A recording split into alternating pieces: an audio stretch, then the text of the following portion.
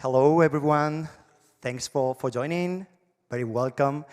We are just starting just 5 minutes to start the event, right? So we are waiting to have everyone online. So let's wait 5 minutes, and we will be with you in that moment. Okay? Thanks.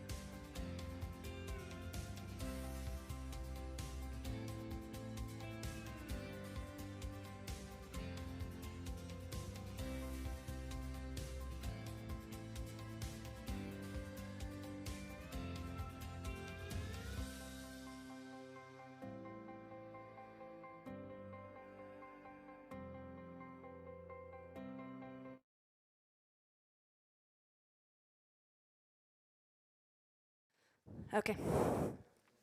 Alvaro. Hello, everyone. Thanks for this small waiting. My name is Álvaro Callejo. I'm VP of Portfolio at Demium. I'm super happy to be here today, coming back to the stages, to the offline events. Hopefully, let's see if no more ugly backgrounds and online events in a while. So it's a super special event for all of us, specifically for Demium, because it's our first offline event in almost a year. And it's a pleasure for us to stay here with Kat speaking about tourism. Before to start with the event, I would like to say thanks to all that people that have helped us a lot during the last weeks to make this event possible, right? So for sure, the speakers, Demium's team, Atravo teams, sure, and as well Utopicus, that are part of being our day-to-day partner, giving us an amazing offices, is sponsoring the event and giving us this venue to make the event. So thanks, Utopicus. Entering in detail in our event today, I would like to speak a little bit about Demium and why we are making this event along with Atravo, right? For those of you that doesn't know yet Demium, we are a talent investor investing across Europe, in Poland, Ukraine, Athens, for sure, Spain, and Portugal, backing the top-tier entrepreneurs across Europe, right? In these 8 years, we have had the chance to back so many startups in the tourist industry, such as 348, Flex My Room, Freaky Trip. So it was so important for us to be today here, supporting them a little bit more after this terrible year for the tourist ecosystem, right? Besides, thanks of our team, this year we have a good news. That is that our structure changed a little bit in this year. We created a fund manager that has developed the first fund of venture capital at Demium, a 50 million funds that will be investing during the next 3 years, 50 millions in amazing entrepreneurs in different industries. Hopefully, much more in the travel ecosystem. So today, it's a pleasure to have one of the startups we have invested through Think Bigger Capital, Atravo, a company that is trying to disrupt the travel ecosystem, is making an amazing job giving small entrepreneurs visibility in the travel industry. And it's a pleasure for me and for the whole Demium and Think Bigger Capital family to stay with you, Kat, and the rest of the Atravo team. Please explain us a little bit more about it. Yeah, thank you very much, Alvaro. Hello, everyone, and a big welcome on behalf of myself and the Atravo team to the first ever Off-Fitur. Thank you. So as Alvaro mentioned today, it's going to be a great moment to reflect on the past year and what that has meant for travel. And finally, to start, fingers crossed, putting that behind us and to look forward to 2021 and the future of the industry, using the lessons that we've learned over the past year. So I'm going to run through a breakdown of the event very quickly. We've had one quick change to the event. So we're going to start with a presentation from Atravo, from Brent, our CPO. We're then going to move on to the main speaker, Susan Garrido, who'll look at how to prepare future entrepreneurs for the post-COVID era. We're then going to move on to our first roundtable, named The Future of Travel 2021. Our second roundtable, Companies Facing Digitalization in the Post-COVID Era. We're then going to move on to the Pitch Startup Competition, and we're going to close the event with any of your questions. So for those of you watching around the world online, please send in your questions in the YouTube chat, and we'll try and get as many of those answered as we can throughout the event or after the event. So without further ado, I'm going to bring on stage Brent, the CPO of Atravo, to tell you guys a little bit more about our project. Thank you, Brent. Thanks, Kat and Alvaro. So we can go ahead and just get this queued up here.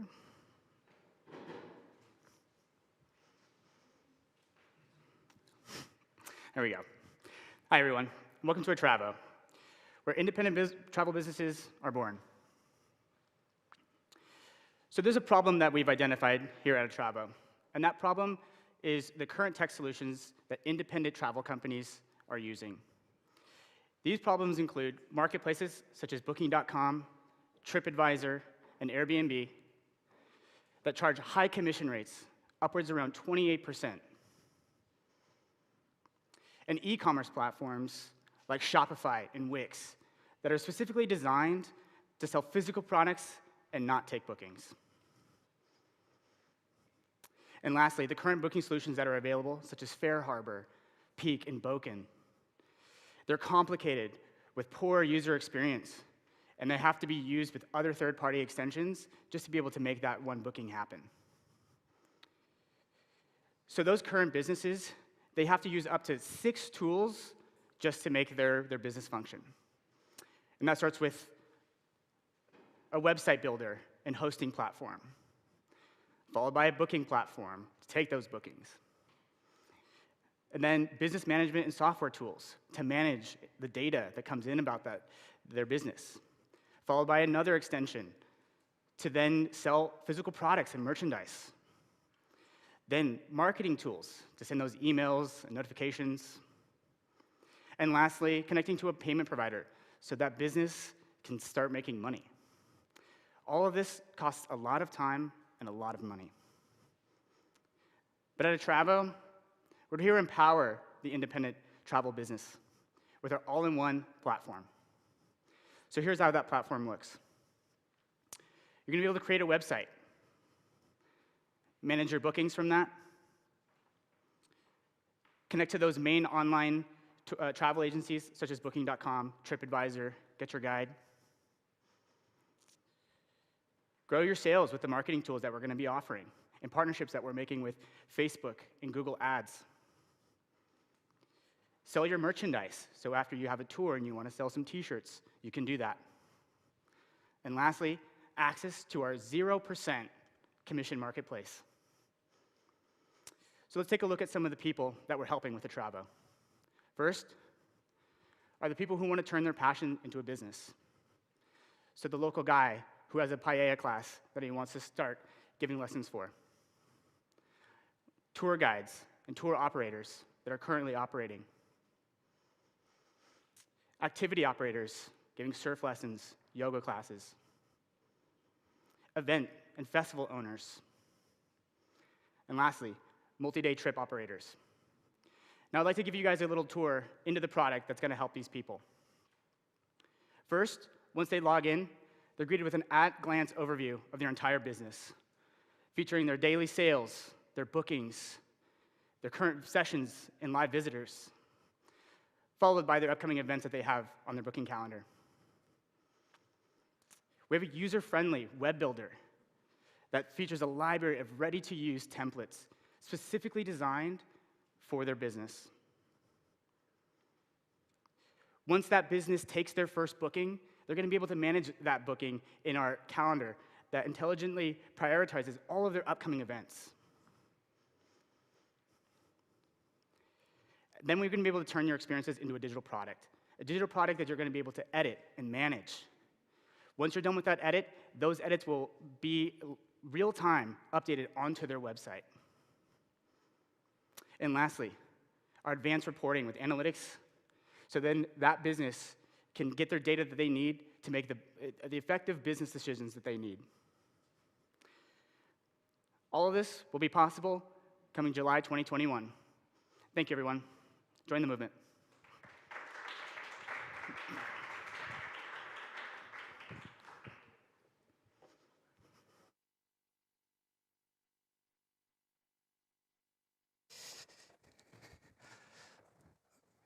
Thanks a lot, Brent. A lot of things to come in Atravo for the next month, so we're super excited to see what to come with this amazing team. Next presentation, it's really important for us because one of the aims of this event is try to give you an overview of how we see the future of travel after COVID, right? So we are trying to foresee what will happen after COVID. Atravo is showing that there's new opportunities for a lot of people to join this marvelous ecosystem and to have a deeper look on that, today we have something very special for us, coming from maybe the top-tiered university for hospitality and tourism worldwide, Les Roches, with offices all around the world, and specifically here in Spain, in Marbella. We wanted to have a deeper look about how there are a special institution focused in travel, see the future of travel, and how they connect with digitalization. We started a collaboration some months ago with Les Roches, so it's a pleasure for me to invite to the stage today Susana Garrido, that is the lead project manager from Les Roches in terms of digitalization. And we hope she can give us a really good clues about the evolution of the travel ecosystem. So, go with me, inviting Susana to the stage. We are having maybe some small problems with the sound. She will be explaining us. She is a lecturer. She has 20 years experience in the tourist ecosystem. And the idea of the presentation is showing us a little bit more how entrepreneurs can face this situation when wants to create businesses in travel. So Les Roches, a part of being an educational institution, has an entrepreneurial campus. That's the reason why we have a close collaboration with them, where they try to teach entrepreneurs a little bit how to face with tourism in the new era, and specifically how to use new tools, digitalization, to create really good businesses. So it was super useful to having her today with us because of that, because Atravo is pursuing that goal to have a more digitalized ecosystem in travel. So Susana, please be welcome to the stage to explain us a little bit more the Les Roches vision. Thank you. Good afternoon, everyone. It's a pleasure to be here, so thank you for the invitation. It's amazing to see live events coming to life again. So it's a double joy for me to be here today. So like Alvaro mentioned, thank you very much. I'm the digital program manager for Les Roches Marbella, which is a hotel management school. And digitality means that I'm in charge of all the digital tools for learning, which you probably know how much fun I've had in the last year, right? So let's talk a little bit about how to prepare future entrepreneurs after the COVID era. So for that, I wanted to, first of all, put a picture in your mind. The picture of what you were doing in February last year. I think we all remember what we were doing, where we were, the situation and everything. But let me paint this picture for you of how we were in Les Roches, in the school.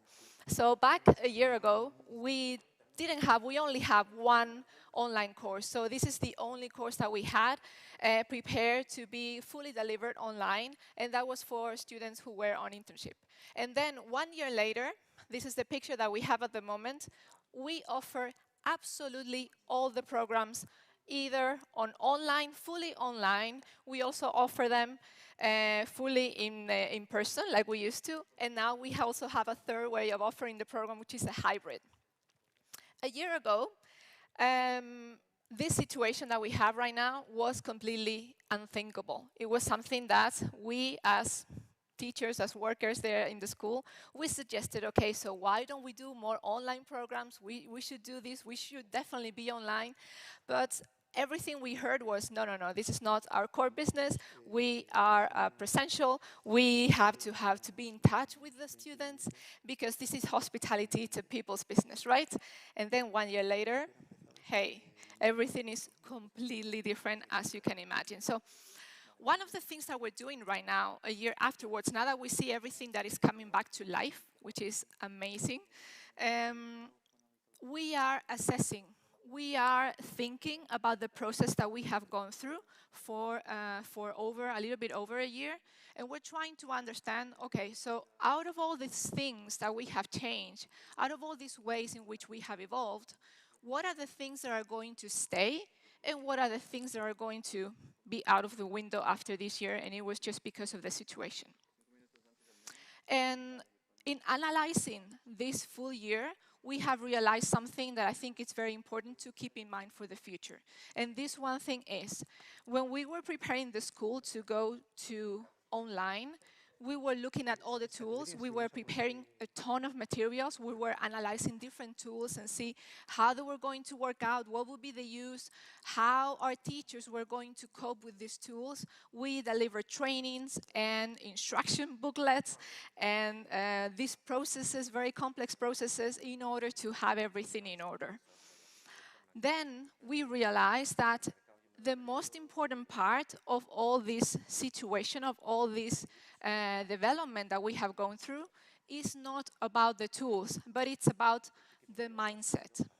So in the beginning, when we thought that we were only going to be confined for 2 weeks. Remember that time when we were like, okay, it's only 2 weeks. So you were like, okay, fantastic, I'm going home. I'm going to have a lot of free time to do a lot of things. So the other 2 program managers and I, we were told to prepare a list of things that teachers could do during those 2 weeks, because we're going to have a lot of free time, yeah, right? So we prepared this list, okay, so we can update the slides and we can look for different materials and more assessments and we can do all these different things. How many of these huge to-do lists do you think we actually did? 0. What happened in those 14 days? So your idea of, hey, I'm going to have a lot of free time, I'm going to take this course, I'm going to watch this Netflix series, now it all came down to actually working 12, 13, 14 hours a day. And we didn't realize. We just snowballed into that.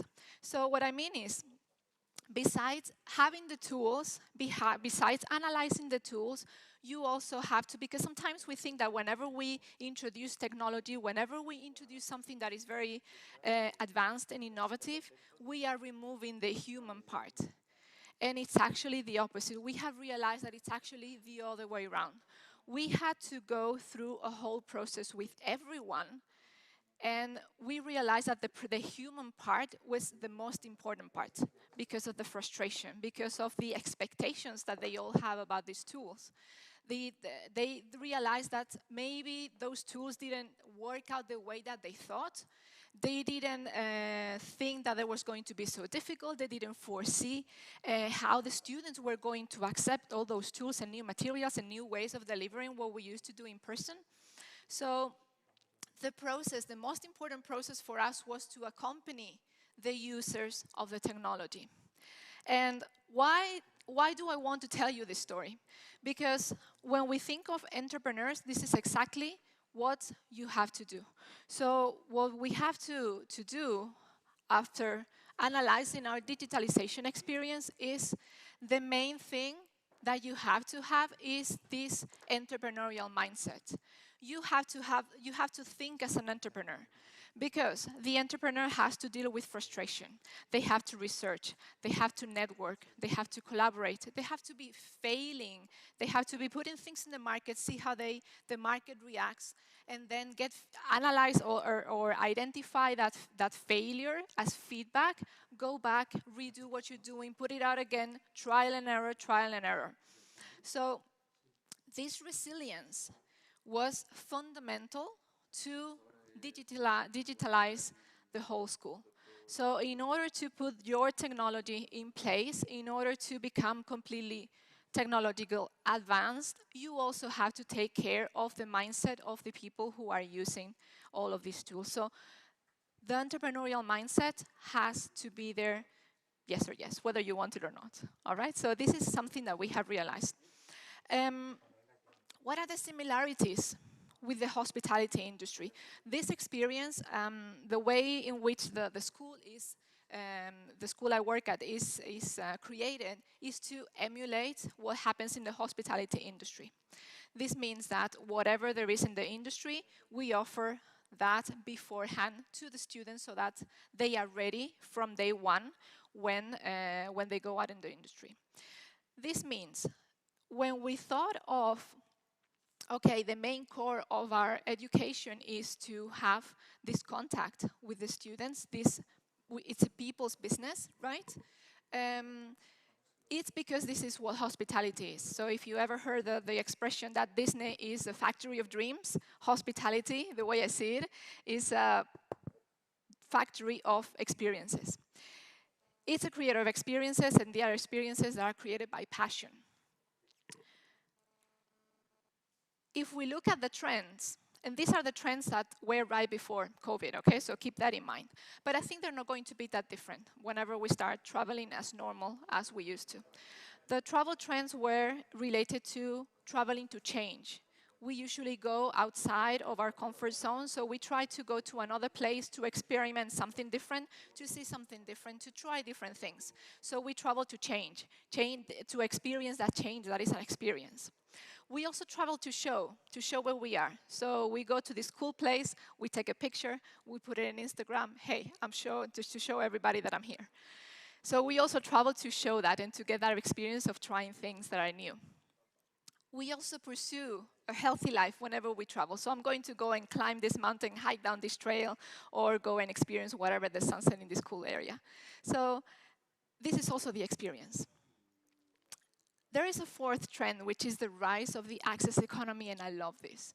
This means that maybe I cannot afford to live in a 12-bedroom villa and have a butler and a gardener and somebody who cleans my room, but when I go on holidays, I'm saving up all year in order to experience that, even if it's just for one week.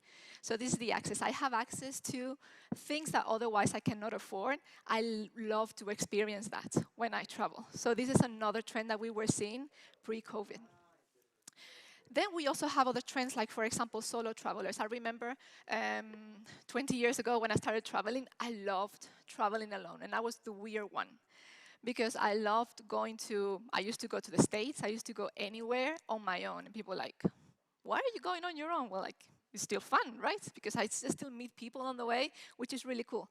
But now it's a trend, so to go solo, because there is a lot of single homes, so single people who live alone, and they still want to do things outside, right? And also we see another trend of multi-generational travel, which is people of different ages traveling together. So it's not the group of friends anymore.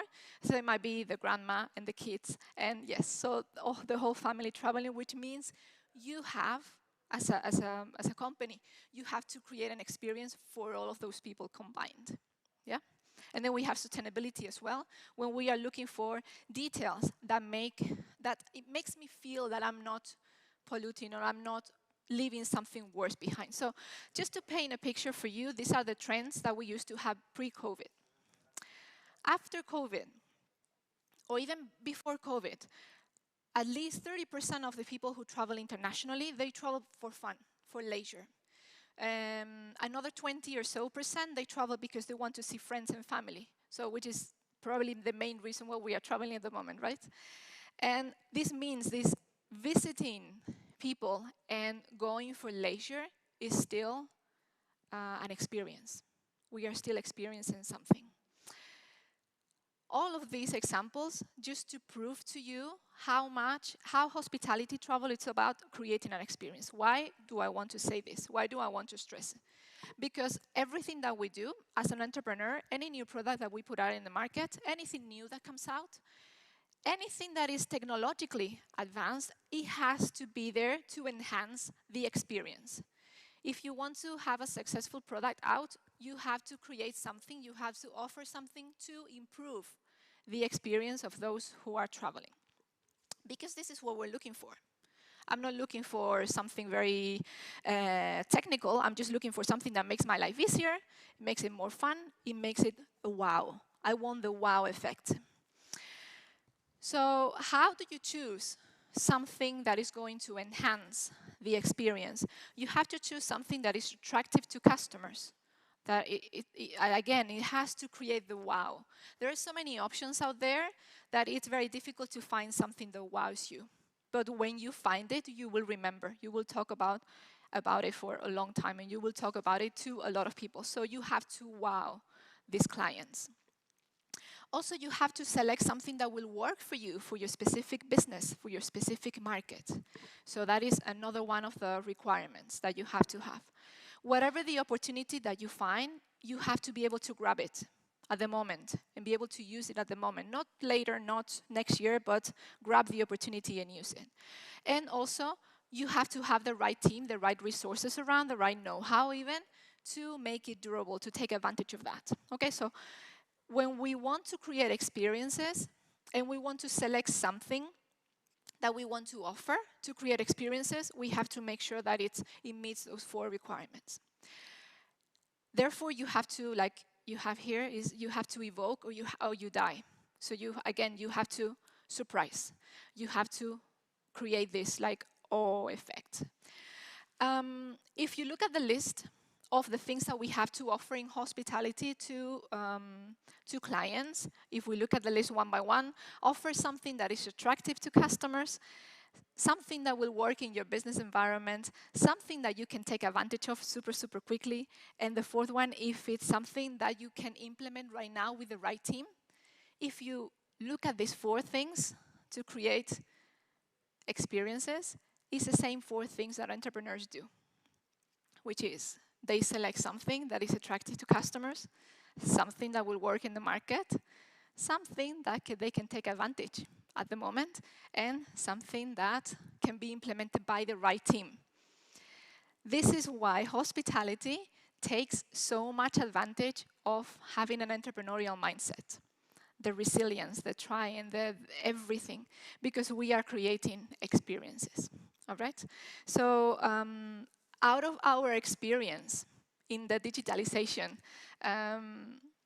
process that we have had in this last few months, and also putting together all of the information about the trends that we get from the World Tourism Organization, from the market itself, and all the information that we get from entrepreneurial environments, we realize that both are connected. So in order to succeed creating experiences, you have to have this mindset of an entrepreneur. You have to be able to, you have to be willing to fail in order to find out more information about what you can do to create this wow experience. So, the way, remember that I said that you have to be able to accompany your team in order to put all this technology in place, all of these new processes in place. So how do you do this? Somehow you have to sell it to them. You're not only selling something to your clients, to your customers, you're not only selling this wow experience to them, you also have to sell it to the people who are going to deliver it. So this is something that we say a lot in marketing, which is what's in it for me. You have to make sure the same way that we explain this whole digitalization process to our teachers, what was going to be there for them, what was going to be there for our students, we also need to realize that you're creating this what's in it for me, this big benefit that you have to offer, not only for the clients, but also for the people who are using the technology, who are using your whatever you're offering. So you have to think the what's in it for me for 2 different sets of audiences. One is the internal audience that's going to use it. The second one is the external that is going to actually buy it, right, and benefit from it. So you have to, again, be an entrepreneur and think how you can put it out in the market, but how you can execute it too. So you have to sell it to these different publics. How do we do this in Le Roche? So I'll give you an example. So we have launched an innovation sphere. We call it Spark, and I'm the director of this project. And what we do is try to create this entrepreneurial gene in our students. So we try to change the mindset for them in order for them to create new solutions, because they are the future of the hospitality industry. So we want to prepare them for the future. So this means that we want them to create solutions. We bring technology for them in campus to show it. So what we do is we spark ideas in their minds. We bring innovation so they can see what is possible, because sometimes you don't realize what is possible until you see different possibilities. So this is what we present to them. We also spark conversation because we try to connect with the industry and see what they need in order for us to create it.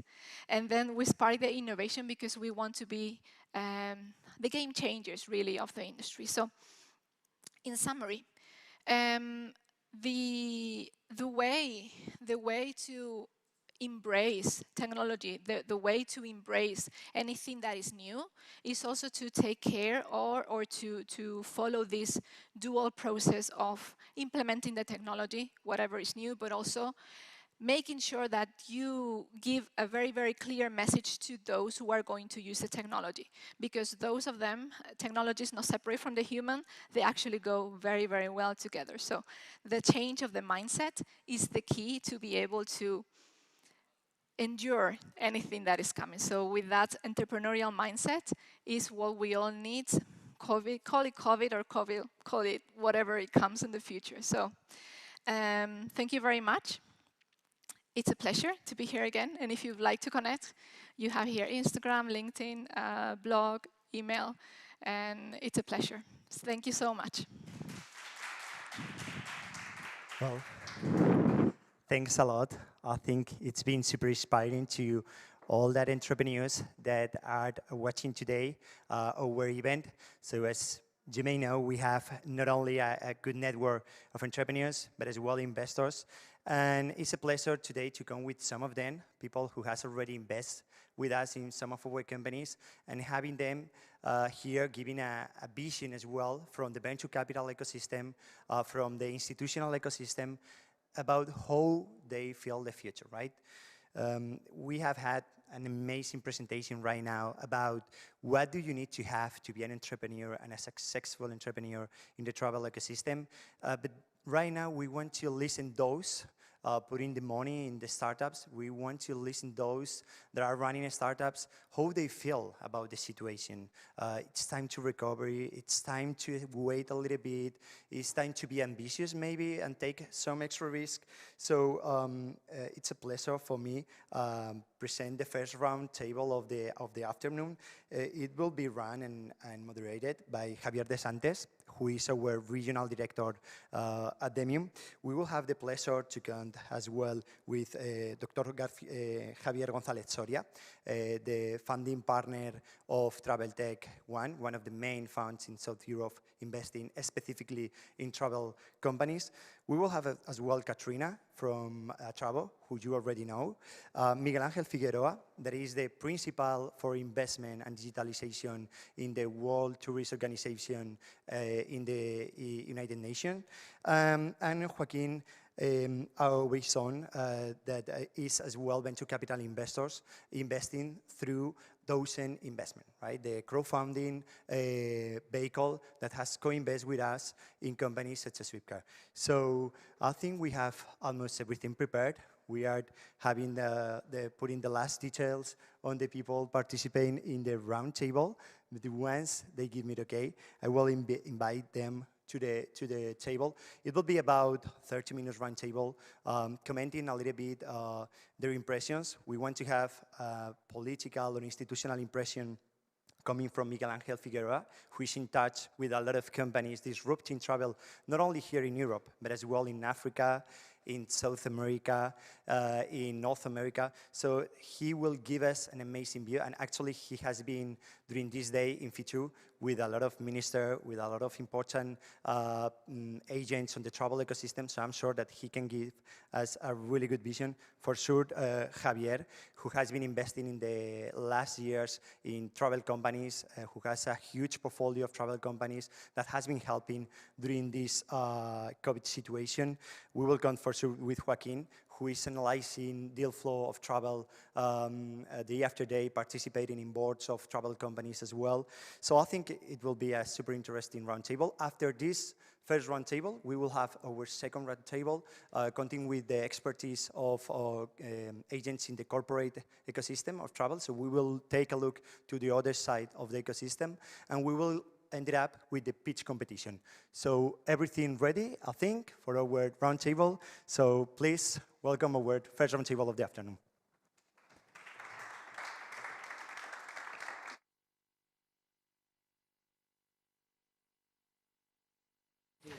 Esto no se hace caso, ¿no? Sí, es verdad. Me he leído. Sí. Me he liado. Yo como te he oído que Thank you estaban los so nombres much, aquí. Alvaro. Hello, and welcome to this first roundtable of the afternoon. that will try to highlight the most important changes that the tourism industry has faced, is currently facing, and will face, above all when we consider and when we take into account the elephant in the room that has been with us since the beginning of the year 2020. I also want to make a special mention to the hundreds of people who registered today to listen live to this event, that are watching currently this from the comfort of their homes, or of course the comfort also of the office. My name is Javier de Santes. I'm a regional manager at Demium, and I'm delighted to be surrounded today by the most talented and the most experienced professionals of this sector. I'll try to do myself a little bit of a basic intro. I'm actually going to use a little bit of a cheat paper because you have very extended resumes. I'll start by you, Ms. Katrina Affleck. You started in Manchester, but made a good move to Barcelona to be in the International of Catalonia.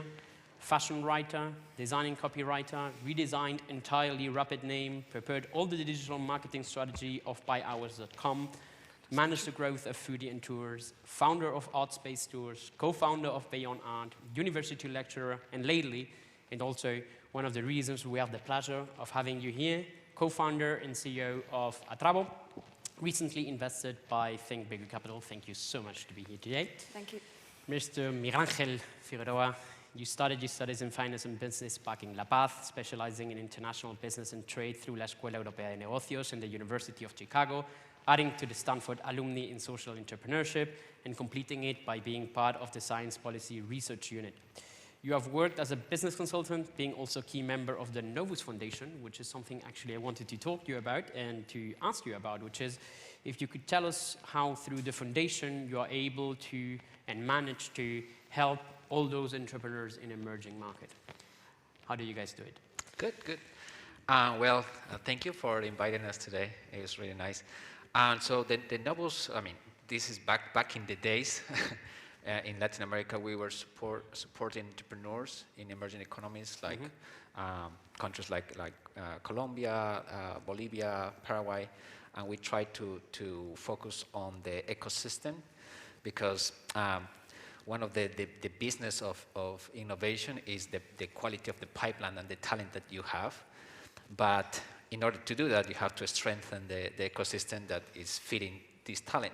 Mm-hmm. So we partner with different universities to develop different programs focused on innovation and entrepreneurship, as well working with other private sector to understand the needs that they might have in order to foster different talent and different entrepreneurs for the next decade. That's in a nutshell. In a nutshell.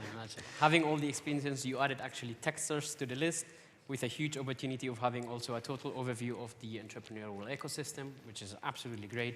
And lately, the investment principle of innovation, investments, and digital transformation of the World Tourism Organization. Thank you for being here today. Dr. Javier González Soria Moreno de la Santa, law-abiding student, so we have something in common, in the Complutense, mastering in the Pontificia of Salamanca, auditing in business administration in the Politecnica, doctor in economics, and as Miguel, also Stanford alumni.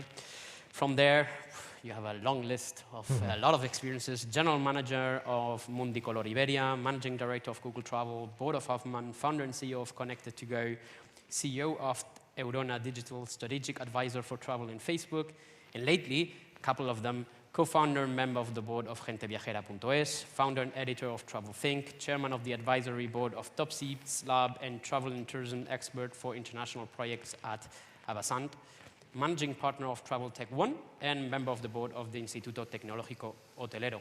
As myself, being also part of an incubator and accelerator of startups, could you highlight what makes Top Seats Lab so promising when you connect it with Travel Tech One? Thanks for comparing Top Seats Lab with Demium. I try. But for, obviously, your size, your experience is much higher than ours. We are actually at Top Seats Lab only focused on helping the companies in which the venture capital has invested.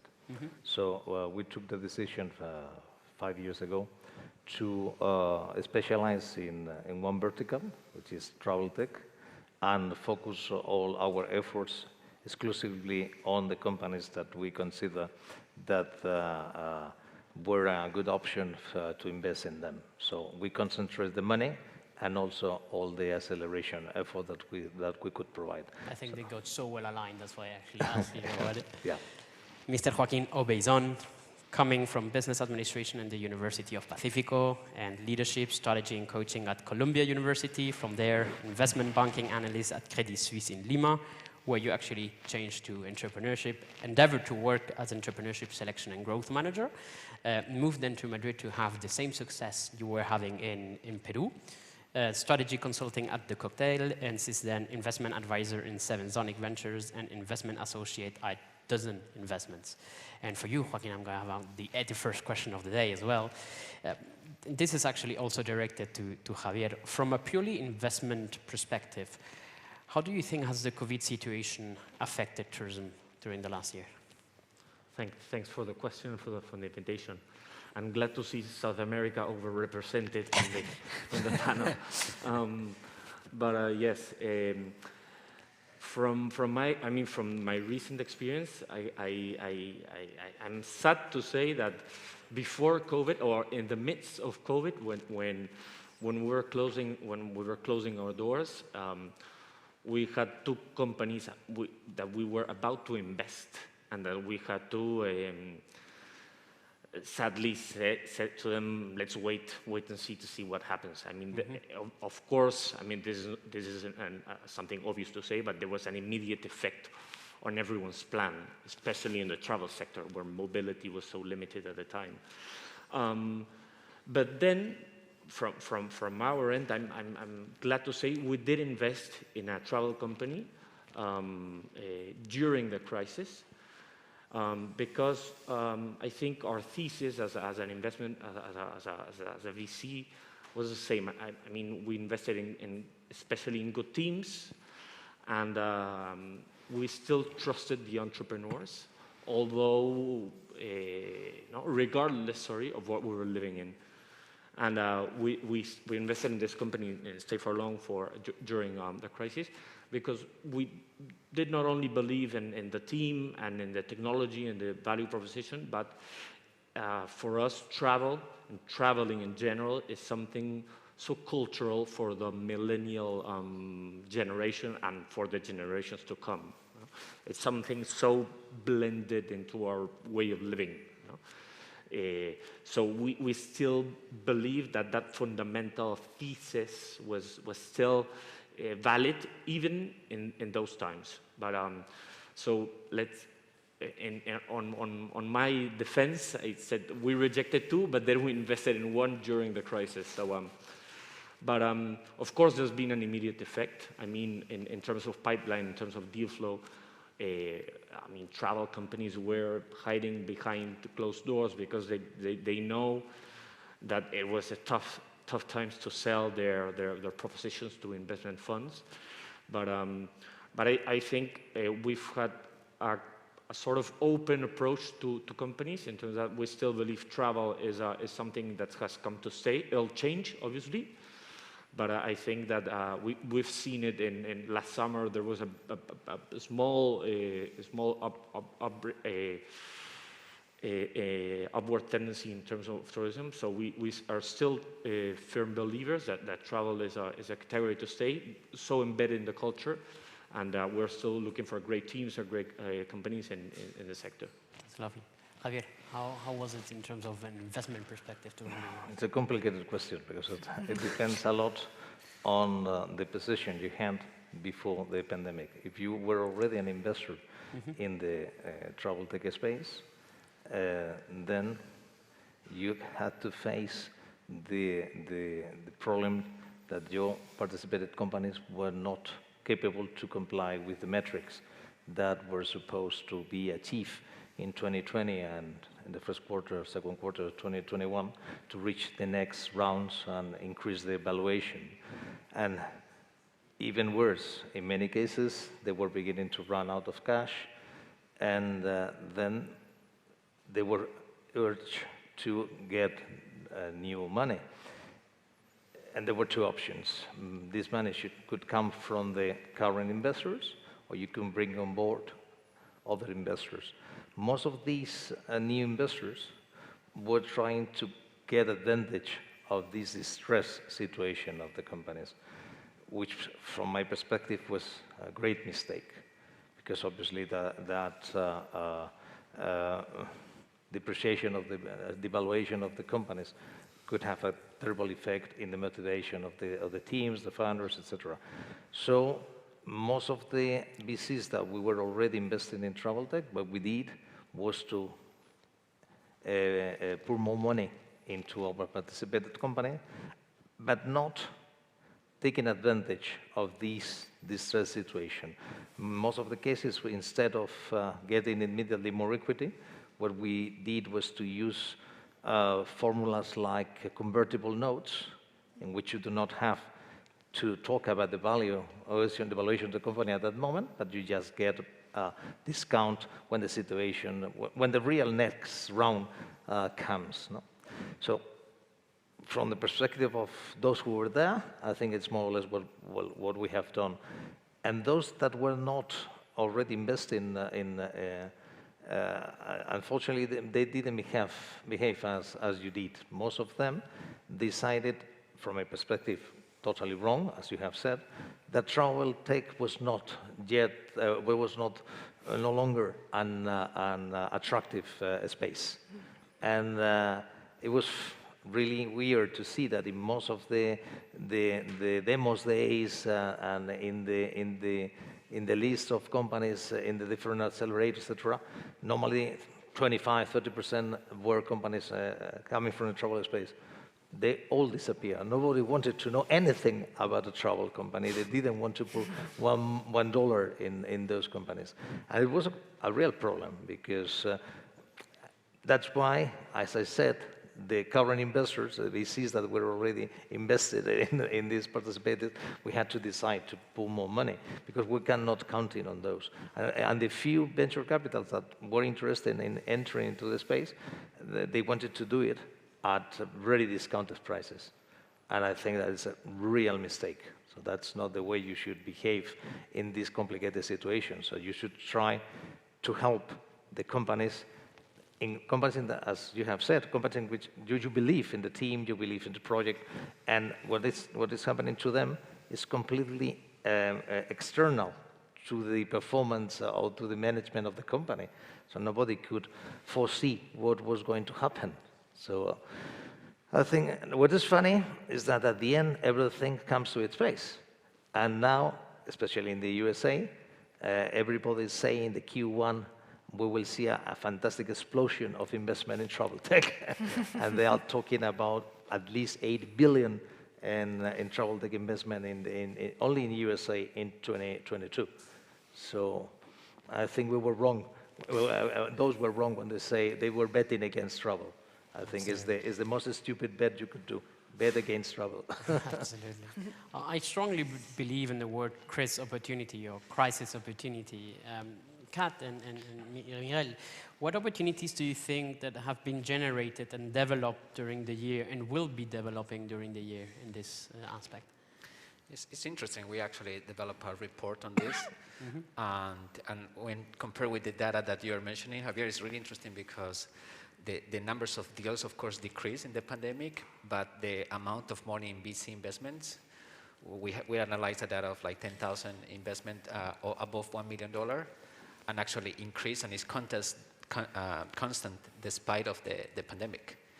And the opportunities are huge. One of them is related to the digitalization of different value chains that haven't been yet disrupted. And the other one is related to the decarbonization of different stakeholders, like the transportation and the hotels, for instance. So there is a huge need now because there are new protocols, new regulations, and I think the startups that are trying to develop specific solutions to decarbonize and to retrofit, some of or help to the retrofitting of the hotel industry, that's a good one. And the last one is very important to me, and which is very obvious, is these kind of settings where the events now are hybrid or online. And just to give you a sense of a data, for instance, the valuation of Zoom, it reached 159 billion, and it was the same amount of valuation of the 15 biggest airlines together in October last year. And if you see that, and you see other innovations that have come in the last semester, you will see a lot of these startups that are trying to disrupt this event to go hybrid and to make it online as well. So I think there's a lot of challenges on that and a lot of opportunities as well. Katrina, what about the trends there? Yeah, so I think there's a lot of opportunities for entrepreneurs in this space now, because as entrepreneurs, we look for problems, and COVID definitely brought a lot of those. So entrepreneurs try and solve problems. So I think there's definitely within any verticals a lot of opportunities moving forward for startups, but particularly within the travel sector. I mean, great news. You said before about the 200 billion, how much being invested into travel next year in the US alone. I think what we're seeing is giant and great opportunities moving forward in travel tech, because there has been so many problems. And we can look at, for example, hotel chains and tour guides and tour operators that have struggled during COVID, and we're looking at finding solutions for those, and entrepreneurs finding solutions for people that have really struggled during COVID, using technology to push them forward. Okay. Could you provide us with some examples of companies where you think that they have done a very great job in solving those new problems or opportunities that have arisen?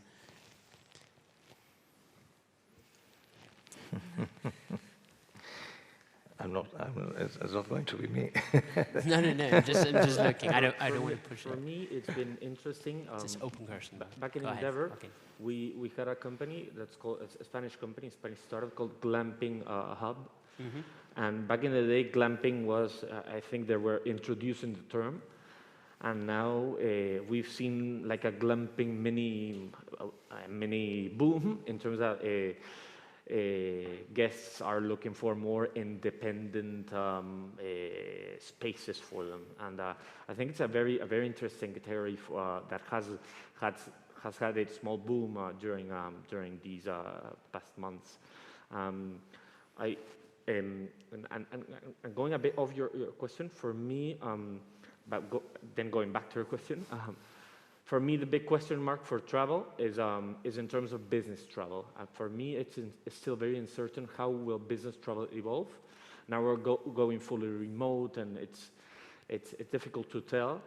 But speaking about the Spanish ecosystem, we've got the Travel Perk, which is a business travel company, raising 40 a mega round. So there might be, that's a proof that there's intelligent people taking decisions around a category that we might find uncertain in the future. So I think in terms of resilience and building a good speech for the future, Travel Perk it's been outstanding. And those who say that business travel is dead are the same that will lose the money when they invested in Zoom at 90 billion valuation, exactly. Which is simply absurd. No, I'm totally confident on the recuperation of business travel. So I don't see any doubt. The poor Arne Sorensen, the CEO of Marriott that died recently, he said something which is impossible to refuse.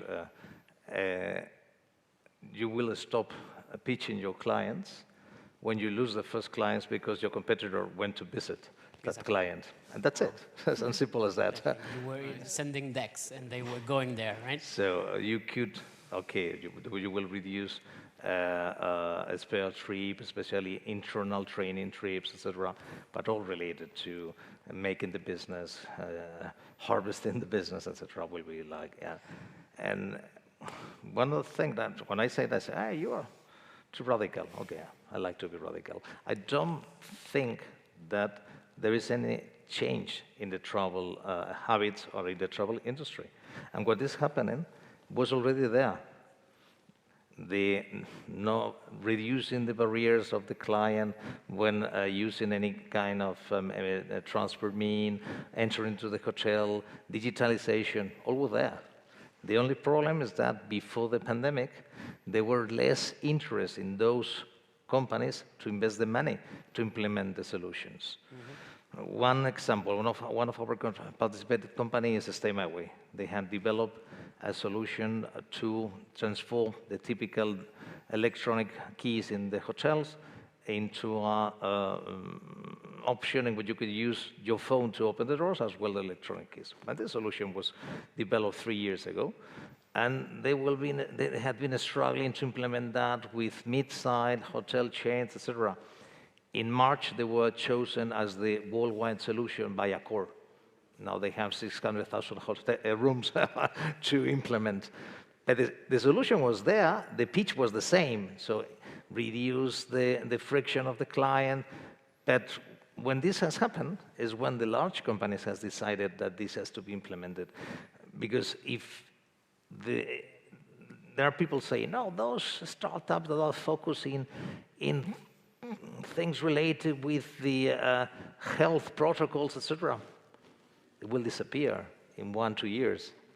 This is not actually what is remaining from this experience. What we should see is how all the trends that were already here since 3, 4, 5 years have now exploded. And these are the companies that will be dominating the market, not a guy which is developing a system to control the PCRs or the antigens. That's anecdotic, no? And unfortunately, there are many people which are mixing the real travel habits with anecdotic behaviors, from my humble opinion. Miguel, what are your expectations? Yeah, I mean, I agree, but also I feel like at the same time, as you were saying, this pandemic accelerated the process to these transitions. You know, it was obvious that we need it, but now it's super clear, right? But one of the things that we saw is the need to develop these solutions towards greening, for instance. There's in these new behaviors of the consumers that are looking now for sustainable hotels, for instance, right?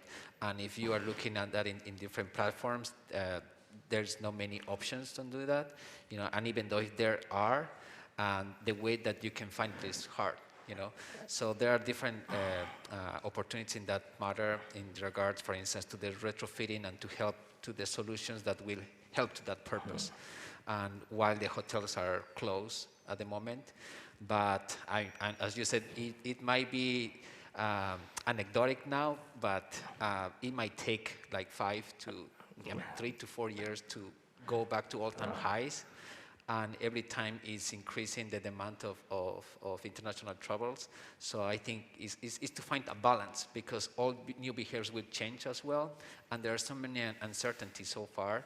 And I don't know, like where this will hit. Nobody knows, right?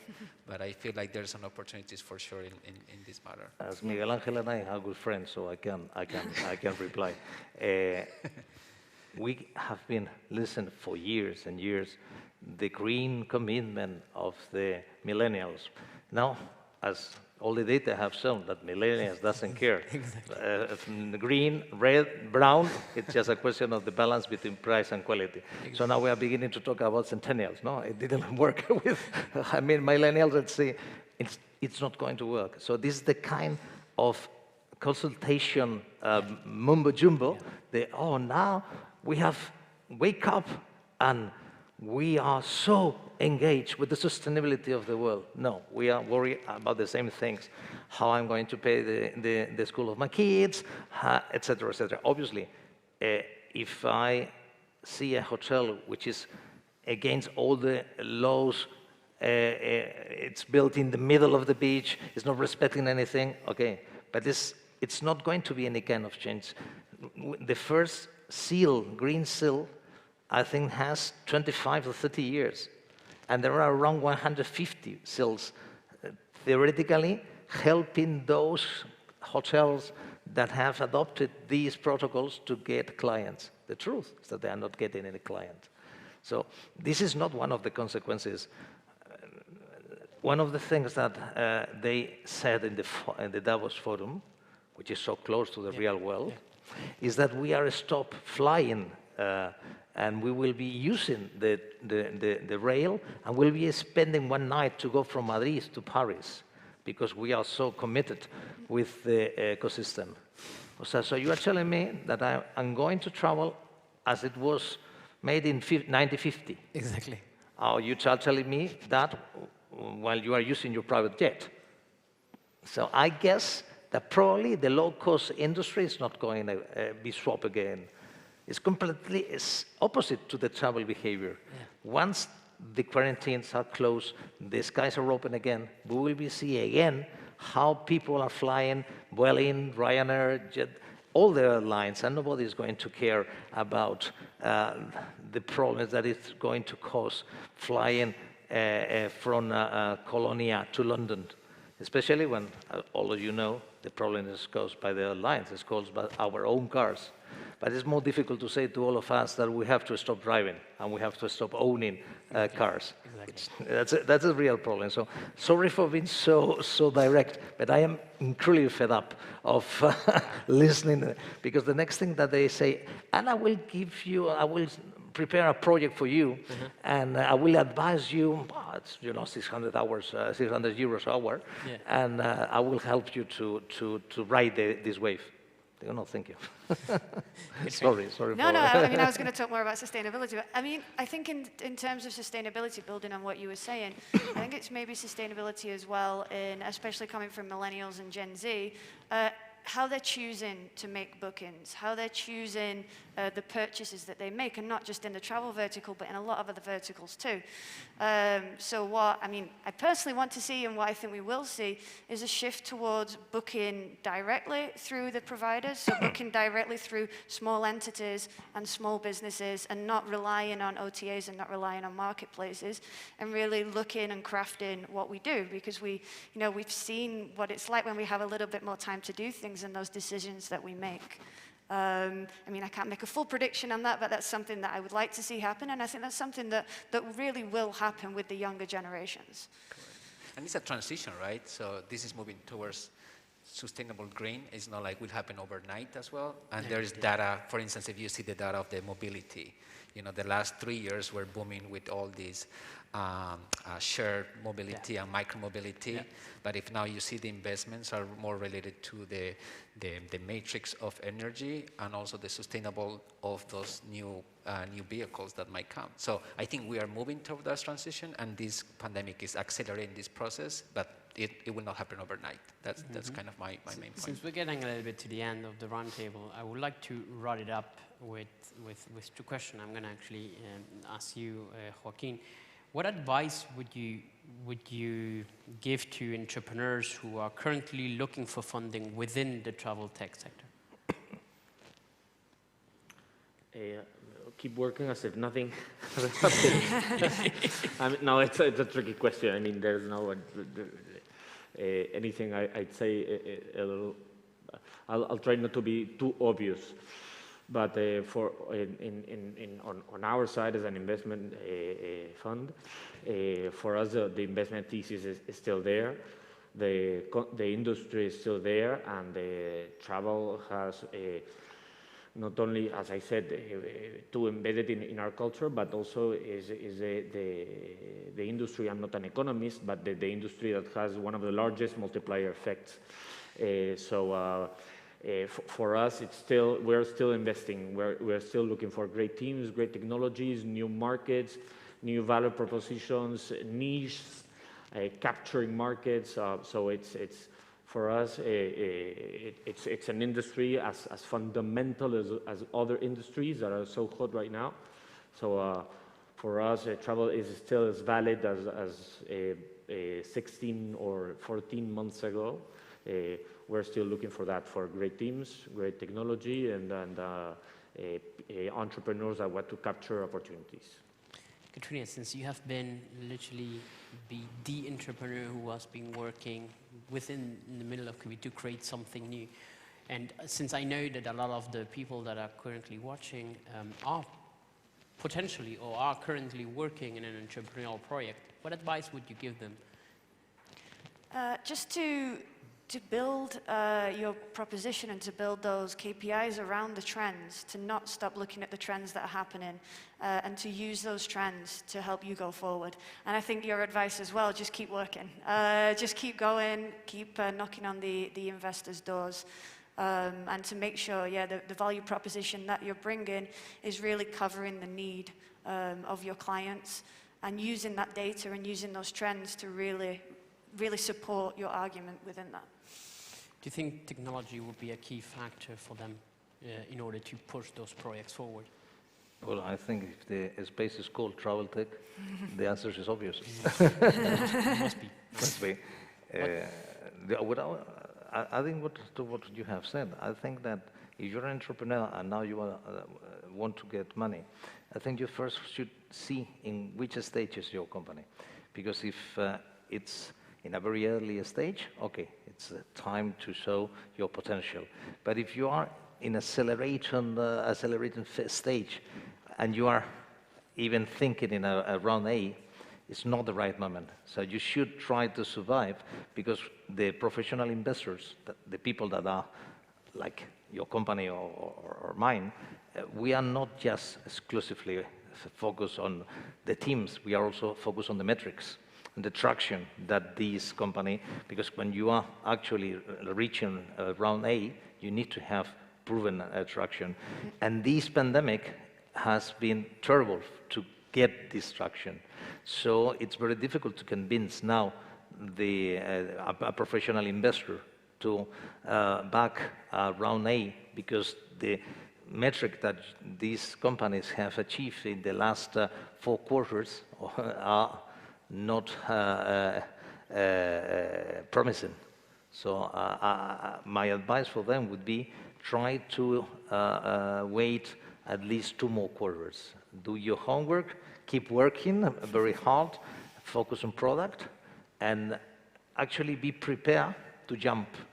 Because what we've seen, I think it's from our perspective, you know, in our advisory work, we have around 80 of the largest travel companies and we've seen a great difference between those that have been working, getting rid of personnel, but trying to be prepared to jump like a tiger when the situation changes, and others that have made so much reductions, cuts, that they won't be capable to react even when the situation changes. It will take for them months, even quarters, to really be capable to reach an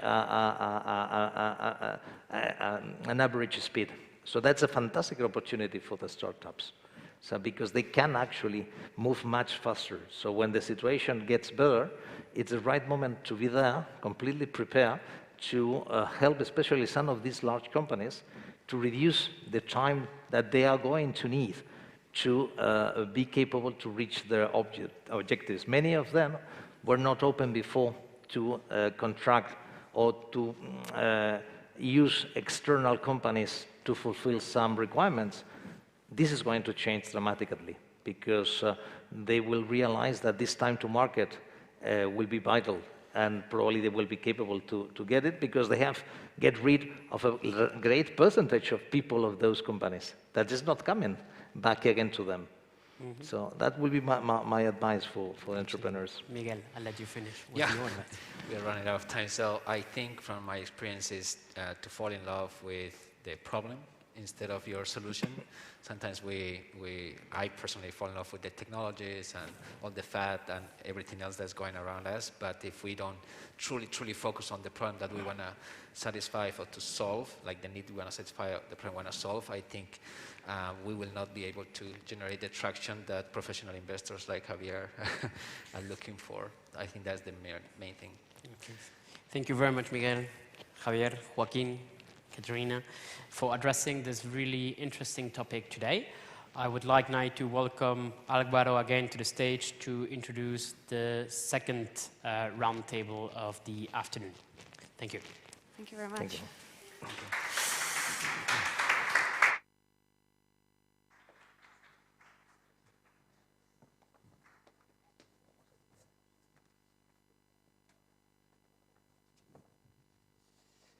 Okay, getting back to the stage. So, well, amazing conversation about top-tier investors, entrepreneurs at heart, amazing, run by Javier De Santes. So we are entering in the last part of the event. We just have 2 extra parts. Second, we have the second round table, right? We have seen the perspective of the investors or those closer to the entrepreneurs, but since this is a global event about travel industry, we wanted to have as well a clear vision of what corporates are thinking about this new era, right? We know that they have a struggle as well. Some of our startups or startups worldwide, we know that they are already thinking new methodologies, new tools or new ways to disrupt the industry, as startups are doing.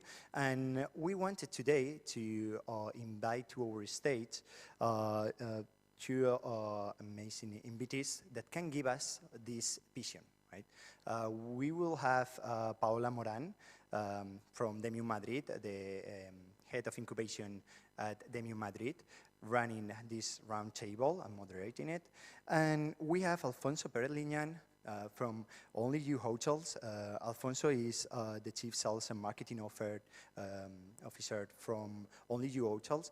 As maybe many of the people watching us through internet have seen, we have already closed as well a collaboration with Only You in order to push the travel ecosystem to be more disrupted and help Only You, and not only You, but as well other incumbents in the ecosystem to be more and more disrupted and be more and more in touch with the startup and its digitalization. So Alfonso will be here today representing Only You, telling us a little bit more of what Only You is doing in order to be closer to that disruption. And as well, we count with Enrique, with Enrique Ruiz de Lera. He comes from Bicester Villas Shopping Collection. I'm sure that the most of you has been in one of the big malls that they have around the world. Here, they are more focused on retail, but has a super close relation with tourism. So it will be interesting to know what they think about disruption. He is the director of partnership and destination marketing, so he knows a lot about travel. He has been connected with the industry for many years, so I'm sure that what Paola, Alfonso, and Enrique will tell to all of us, it's simply amazing. Before starting with this roundtable and entering the last part with our startup pitching here, we wanted to give you just a new event details, right? Demium is organizing our demo day for the second quarter of the year. It will take place online. This time, we won't have the opportunity to be with you in the stage, but we will do it online. We will come with 12 startups pitching their projects, all of them already invested by TBC, our fund manager, during this year. Some of these startups come from the gaming industry, Skeiko. Some others comes from marketing, Spodert. So we will have a wide range of different companies who has already been invested, who are trying to disrupt different economies and verticals, and will be incredible if you can join us. It will be the 2nd of June, so 2 weeks from now, if I'm not wrong. And we will have as well not only companies from Iberia, from Spain and Portugal, but as well companies from Ukraine, Poland, and Greece. So I think that from our investors network that is always willing to take a look to the last companies invested by us, it can be a good opportunity to take a look to the last investments made on TBC. And for sure, for those entrepreneurs that wants to take a look to the best disrupting companies, it can be as well a good opportunity. So all of you invited to join us in the 2nd of June. Nothing else to add? Just giving the word to Paola, Alfonso, Enrique. The stage is yours. Thank you.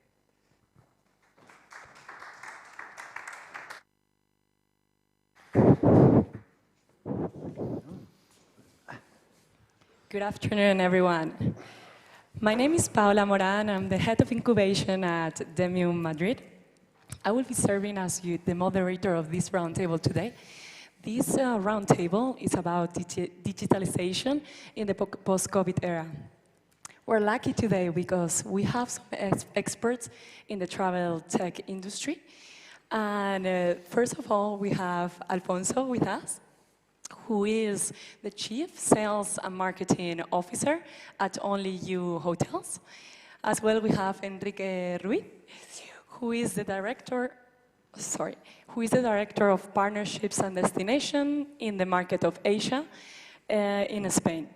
Thank you so much for being here today, and the first thing I want to do is get a round of applause for coming today. Thank you. Thank you to all of you. First of all, I would like to start by getting the introduction of your roles. Alfonso, tell us a little bit more about your role at Only You. Thank you, Paula, and good afternoon, everyone. My name is Alfonso Perez. I am in charge of the sales and marketing strategy at Only You Hotels. As a urban brand of Palladium Hotel Group, we are co-living with brands like Ushuaia, Hard Rock Hotels, Bless Hotels, and Aire Hoteles in Spain.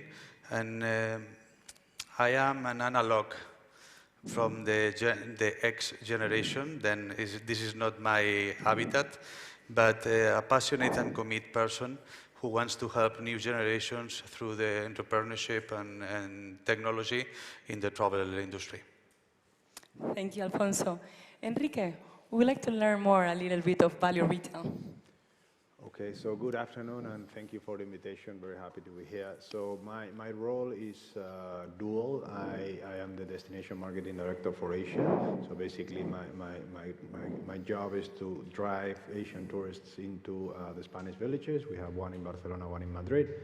Obviously, this has not been happening for the last year due to COVID. So I have to develop a new role, which is partnerships. And basically, I close partnerships with Spanish companies to drive quality domestic footfall into the villages. So I work with banks, financial institutions, mobility services, etc. Thank you so much, to both of you. The first question I would like to raise today is how did your organizations face the COVID situation? After the lockdown on March, we lived the worst situation we never can imagine in our organization and our industry. The hotels were closing, the reservations were declining. I was more than a week in shock. I couldn't work, I couldn't think. And after some meetings with stakeholders and our teams, we decided it was the moment to help other people who needs, entrepreneurs that couldn't pay the offices, or companies that couldn't pay the offices, and we had a lot of bedrooms empty. Then we decided to launch a minimum viable product to like a co-working that nowadays is a universe by Only You, and we are very proud of this space. It's a flexible space with the purpose to help entrepreneurs and travel industry. And this situation at this moment, we have opened more than 80% of hotels in our portfolio, and we are ready to take off on the last quarter of 2021. I'm sure that was a hard situation, Alfonso. Enrique, what about in value retail? Was it a similar situation? Yeah, very similar, because we are also a customer-facing business, so we suddenly had many villages closed. We have 9 villages in Europe, so 2 in Spain, 7 in Europe. We have 2 villages in China, one in Shanghai, one in Suzhou. And the thing about being a global company, we're building a village in New York City now. The thing about being a global company is that we were first in and first out in COVID. And what I mean by this is we had to close our villages early on, like 6 months before Europe in China. And we reopened the villages in China before we closed the ones in Europe. And then we had like a sequence of opening and closing in Europe on and off, on and off. So we had to deal with different geographies and different realities. And we learned a lot from the closing in China, right? And the good news is that last year we closed 67% up in sales in China, despite of the fact of being closed for a couple of months. And my point here is that the rebound in tourism and in shopping, in consumption, is going to take us by surprise because people are saving. I mean, savings are up by 50% worldwide. And when people get out of one situation like this, lockdown and pandemic, they want to travel, they want to spend, and we have seen that happening really strongly in China and now all across Europe. What I can see here, and I don't know if you will agree with this comment, is that you have some common traits with the entrepreneurs, and is the resilience and like getting up after all these problems that you are currently facing. If you have to pick one current challenge that you are facing currently, what it will be? Well, in my opinion, the big challenge in our industry is the digital transformation. Understanding like a transformation, the mindset of the people, the growth mindset of the people, the culture and philosophy of the companies, and understanding digitalization like the tools that are going to help to all the companies to get this mindset at the result of your goal. Okay, what about for you, Enrique? I think that a lot of things will change, but a lot of things will remain as they were. And I think people will travel pretty much the same way that they traveled before. That will be the intention. But they will probably shop differently. And that's why we launched a few initiatives during lockdown. One of them is virtual shopping. So we were closed and we needed to sell, right? And basically our main challenge is that we are obviously down on sales compared to pre-COVID, and we are like imagining ways of selling to people that cannot come physically to the village. And the other thing that we had, of course, is a restriction in the number of people that can shop with us, because in Barcelona it's 50%, in Madrid at times was 30% number of people that can enter a shop. So we need to manage the flow in a more efficient way, so that people spend less time but buy the same. So all these map hitting and people flow kind of technology we'll be thinking about it a lot, and also tracking attribution. How do we track our marketing efforts and attribute sales to the money we put in different channels? It's a continuous challenge for us. Talking about tracking and talking about technology, do you think that this situation has pushed the sector to digitize? Well, in my opinion, this pandemic situation has pushed the sector with the transformation, not exactly with the digitalization. In our company, at least, we have two ways. The first way is how do you collect the data and how do you structure the data? And do you have some tools of digitalization? For instance, I am using business intelligence, or I believe in artificial intelligence, or absolutely machine learning for predictions in the future, as well as forecast or cancellations. And the other way, and the most important for us, is customer experience, and how do you communicate to your client, and how do you personalize the experience of this client. Then on this side, we use to work with the customer journey in 3 steps: the pre-stay, the stay, and the post-stay. In the pre-stay, we have the funnel of sales. In the top of the funnel, we are using tools for social media, paid media, trying to engage the client with our brand. And the low funnel is the moment of the purchase of the rooms. And for us, it's really important, the meta search and tools that could appear in the future with machine learning to be sure that your price in your website is the best price in the market. In the second step, in the stay, we are looking for personalized the stay of the client in our hotels, trying to know about their interest. And by the other way, we have automatization, like checking online. We think the future could be with biometrics tools. And the last steps is the post-staying, where we want to remember the experience and invite them to share it. Then we need tools for communication again. Enrique, will you agree with Alfonso, and will you add anything else? 100% agree. I mean, the only thing I might beg to differ a little bit is I do think that digitization, it's a need in this crisis, and basically the crisis has been an accelerator of trends that we had before. It's nothing really new.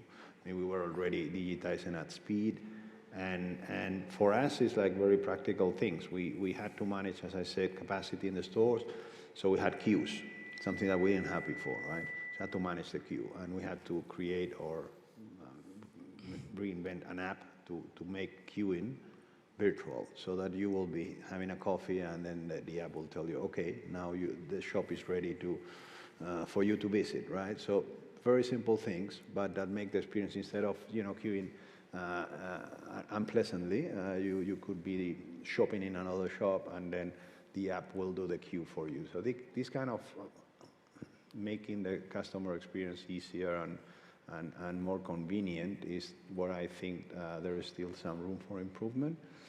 And then, of course, everything around, as I mentioned, marketing attribution, how to reduce costs, the data, right? We all talk about data, but I think we're still in the infancy of understanding and managing data properly.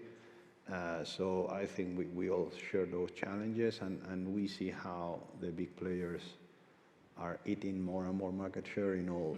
I mean, what will happen when Google enters the travel space? For good. Yeah. I mean, that will be a killer whale entering the aquarium, right? Could you explain a little bit more about that queuing app? Will you use it in the future? Or it's just a product because of the situation and the need at that certain point in time? Hopefully not, because in the future when we have full capacity, then we won't have the queue, so we won't need the app, and that's fine. But other things like this virtual shopping that you were mentioning, which is a hybrid between e-commerce and personalized experience. We don't do e-commerce, really. We wanted to have the best of online and personalized, and we came up with this concept. That one is here to stay, because simply we are physically in 2 cities, but our customers are the whole of Europe, the whole of, all national or regions where we operate. So we want people to buy physically from their homes. So this virtual shopping is here to stay. The queuing app, probably not. Okay, talking about the digitalization, resilience and change, I want to raise one of the companies that we have here in Demium Madrid, and afterwards the audience will see their pitch. Their name is Triporate, and they have put the resilience mask during the pandemic, and they have decided to create technology in-house to provide more value to corporates for their efficiency through AI. Artificial intelligence. Why am I mentioning this? Because I think digitalization is key in your sector, just adding for what you're saying. And I'm wondering, what do you think will be the midterm trends in this sector? Well, in my opinion, well, first of all, I want to congratulate to the Triporate team. I think it's an easy solution for travelers, and I can imagine they had a good future in our industry. Then congratulations, first of all. And as you asked me, I think artificial intelligence is going to be key in the future. Machine learning for predictions, as I told you. And in our case, like only you can see you with capital letters in the middle of our brand, and we are with a customer-centric philosophy, and any tool that can help us to personalize the experiences and the stay of the client in our hotels. Okay, what about Enrique? We have seen some virtual shopping experiences. Have that been created for this era? Was it planned before, or are there other things that you would like to share with us?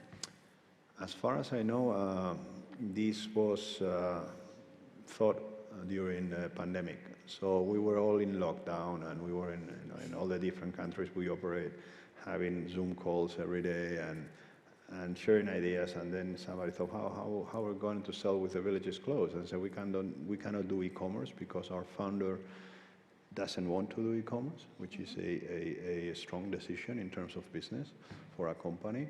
And he said, well, we should combine personal shopping, which is if you go to our villages, you can hire a personal shopper and he will advise on what clothes will fit you better and which brand should you buy and that kind of stuff, with the online shopping. And that's what we have now. You can have a personal shopper, but online, and he will recommend, advise which style, which clothes, etc., and they will buy it for you, send it for you, free shipping to your home. So this is something that nobody has done before, and frankly, we're still iterating the product because customers don't get it at first. I mean, people are used to buying one click, right?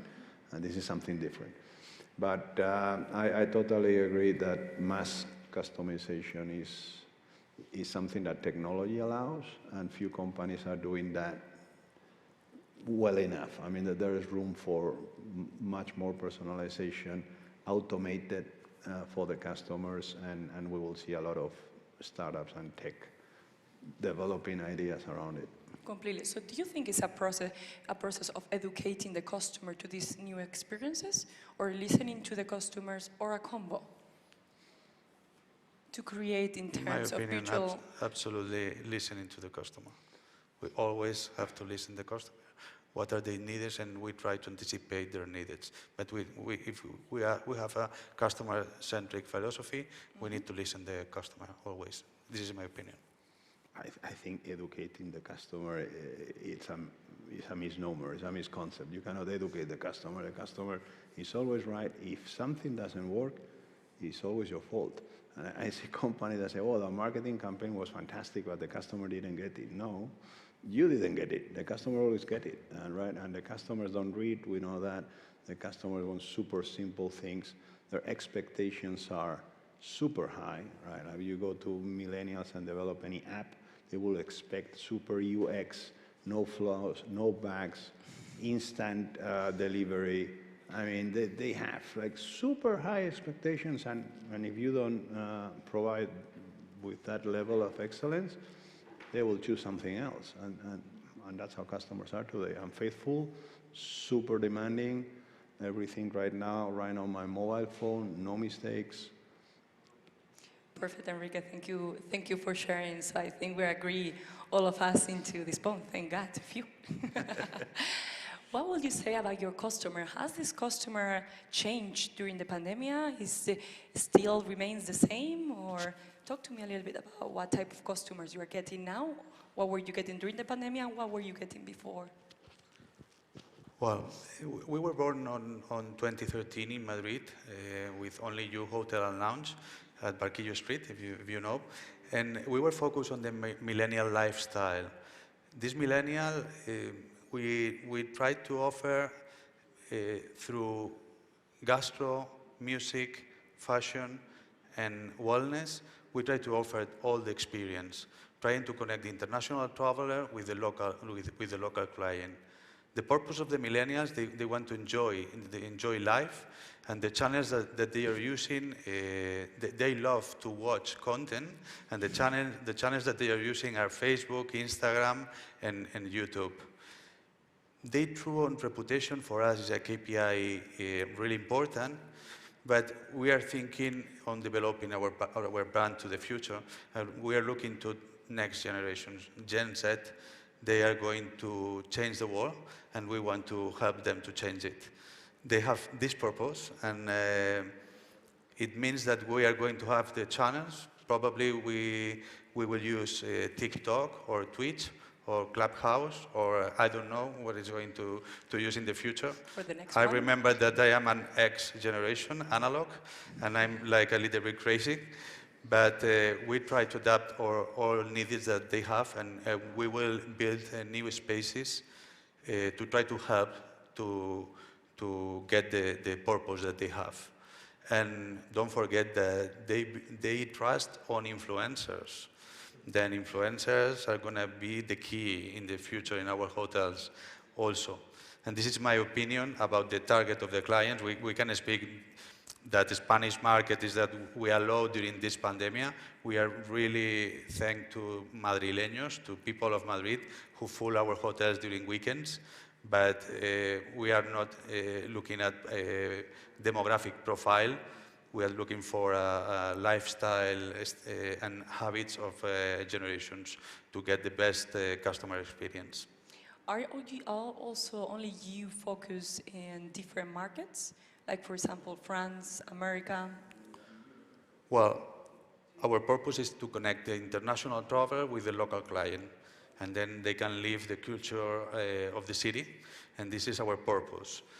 Before pandemia, we had the US market, UK market, Chinese market, Israel market, and for sure Spanish market. But it depends of where we go into growth.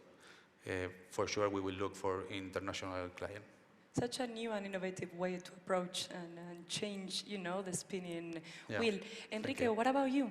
Do you still get the same customers, the same typology?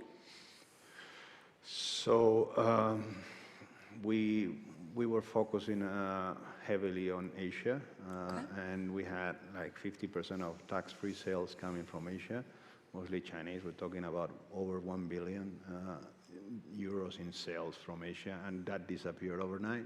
So we have to turn to the domestic consumer. And now we are, again, investing in Asia because Q1 next year will be probably the quarter in which we will see the Asian tourism resume. And also Middle East, I mean, we have customers from all over the world. I think that what we are seeing is a lot of young, affluent Gen X, millennials, Gen Zers from Asia. I mean, people with maybe 30 years old millionaires, a lot in China, and those are the type of customers we're looking after. And to your question, what has changed in the customer mind? I think this pandemic has reset the values of a lot of people, and people are now more conscious about purpose of companies. So what do you stand for? Or what do you stand against, right? And anything that has to do with, the environment, sustainability, now is 10 times more important, I think, than before the crisis, especially for young people. And I think they will start to, vote with their wallets and start to choose and prefer companies that really stand up for their values. Is that virtual shopper as well Asian and international? Or it's more local? Right now it's only available in Spain. All right, so I can answer in there. the future, that's a great question that we're asking ourselves. We do not know. Okay. Because we've been pioneers in this. We were the first company to launch something like that. And we are testing the concept as we speak. We like to think that yes, this might work in Asia as well. We'll test it in our Chinese villages. Mm-hmm. But early days. I think we're still looking for the MVP. Okay, as we are here in the startup world and surrounded by entrepreneurs and surrounded by startups, I would like to ask you if you're collaborating with, mainly with the startups to drive this innovation. I have heard that only you is collaborating with a company called Demium. Alfonso, would you like to tell us a little bit more about this? Well, this is the reason because I am here today. We are very proud of an agreement between Demium and Only You Hotels with the purpose to help travel industry through entrepreneurship and technology. Then we will try to identify which are the pains of the industry, and you guys have to help us to grow up, and this is the base of our agreement. I would like to read 4 main points, just because I think the audience is important, this agreement for them. And this is the compromise of Demium and only you. I have here, and it says, create and develop cooperation and innovation projects, knowledge sharing culture at Universe by only you, with Demium, jointly develop activities that have a direct impact on the entrepreneurship sector and the travel industry, and facilitate the recruitment of entrepreneurial talent in Demium. For me, it's really important, and we are going to begin with paint days, with a podcast program, and Javier de Santos and Paula leading this project that we are very, very happy to work with you. Thank you, Alfonso. Thank you. Enrique, I would like to ask you a different question. We know that you were an entrepreneur beforehand. We would like to learn a little bit more about that experience, and if you currently are collaborating with any startups to push and drive innovation. Yeah, so I spent 3 years of my life in a startup that I co-founded. I was a CMO. It's called Paytime, still exists.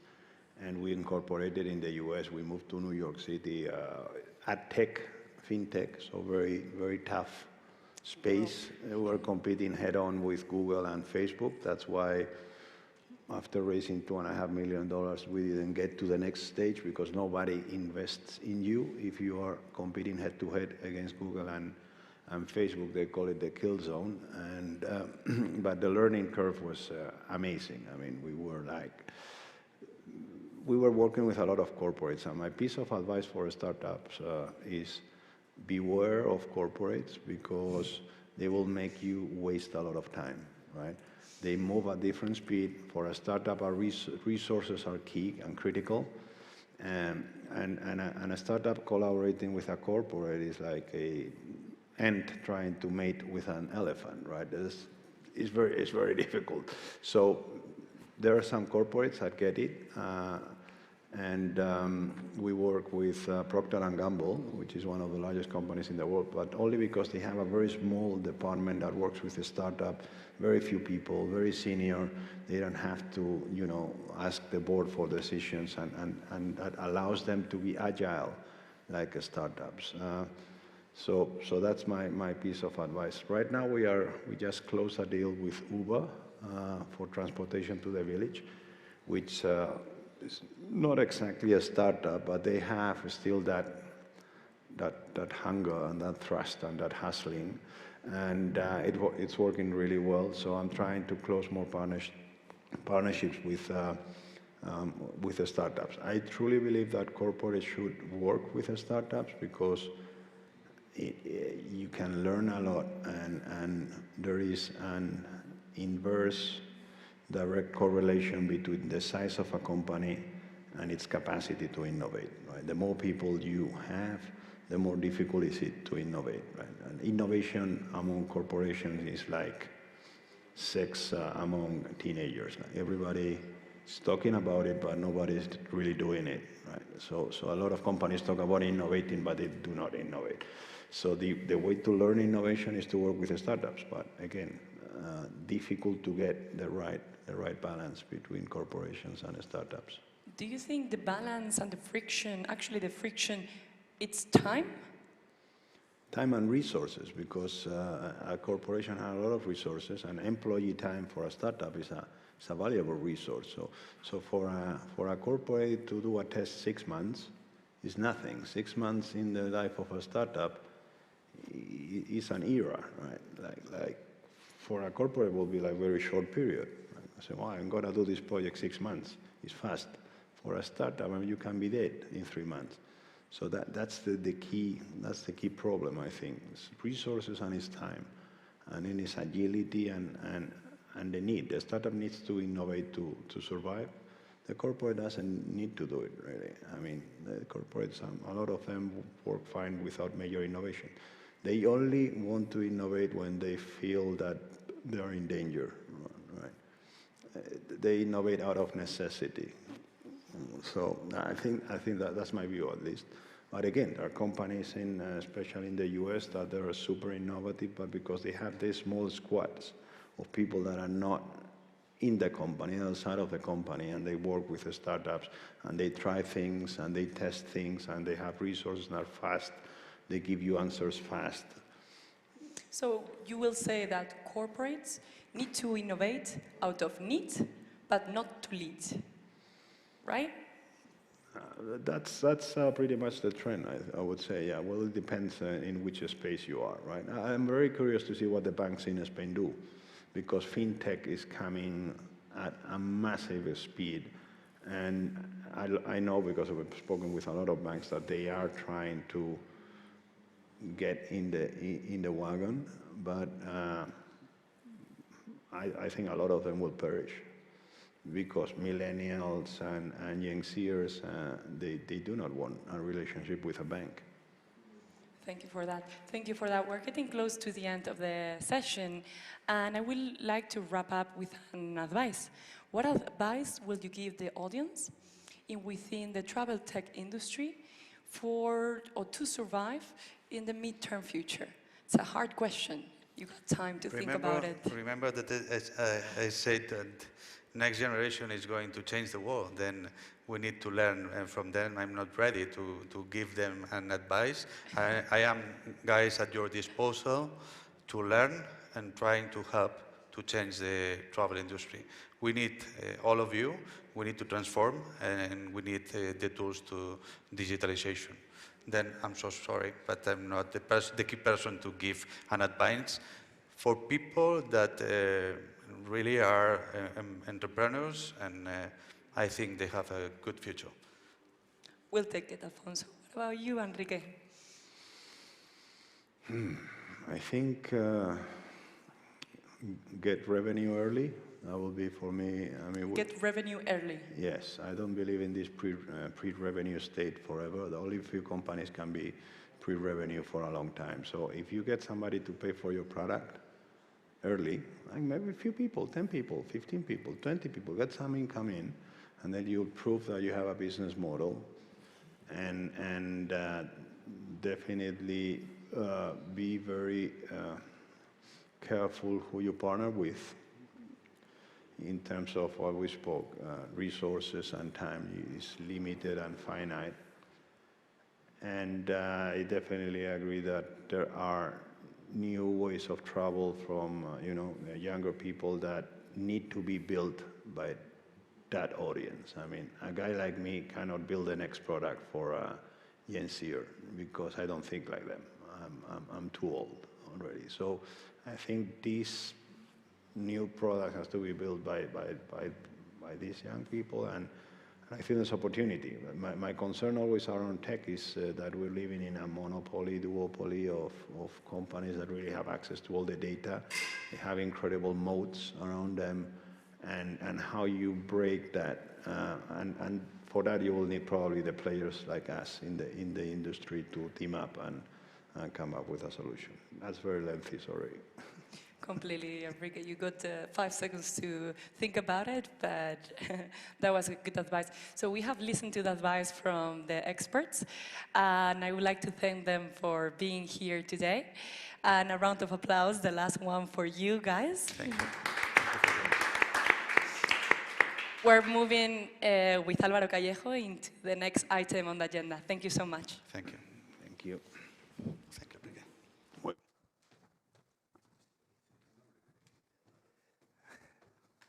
Well, thanks a lot, Paola. Thanks a lot, Enrique and Alfonso, for being here in the last roundtable of the afternoon.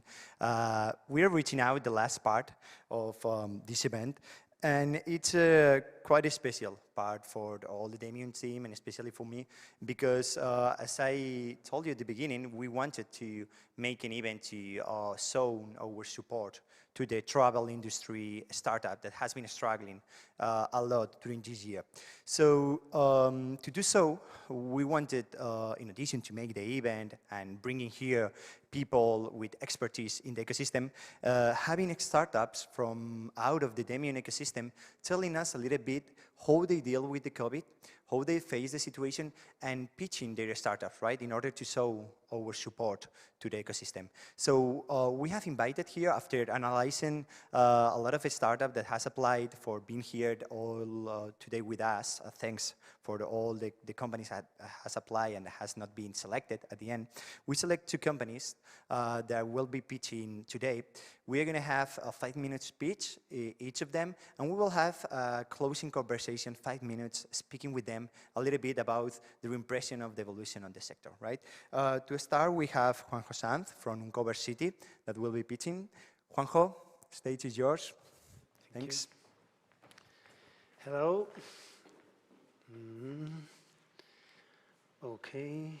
Okay, so hello everybody, I'm Juanjo Sáez, CEO of Uncover City.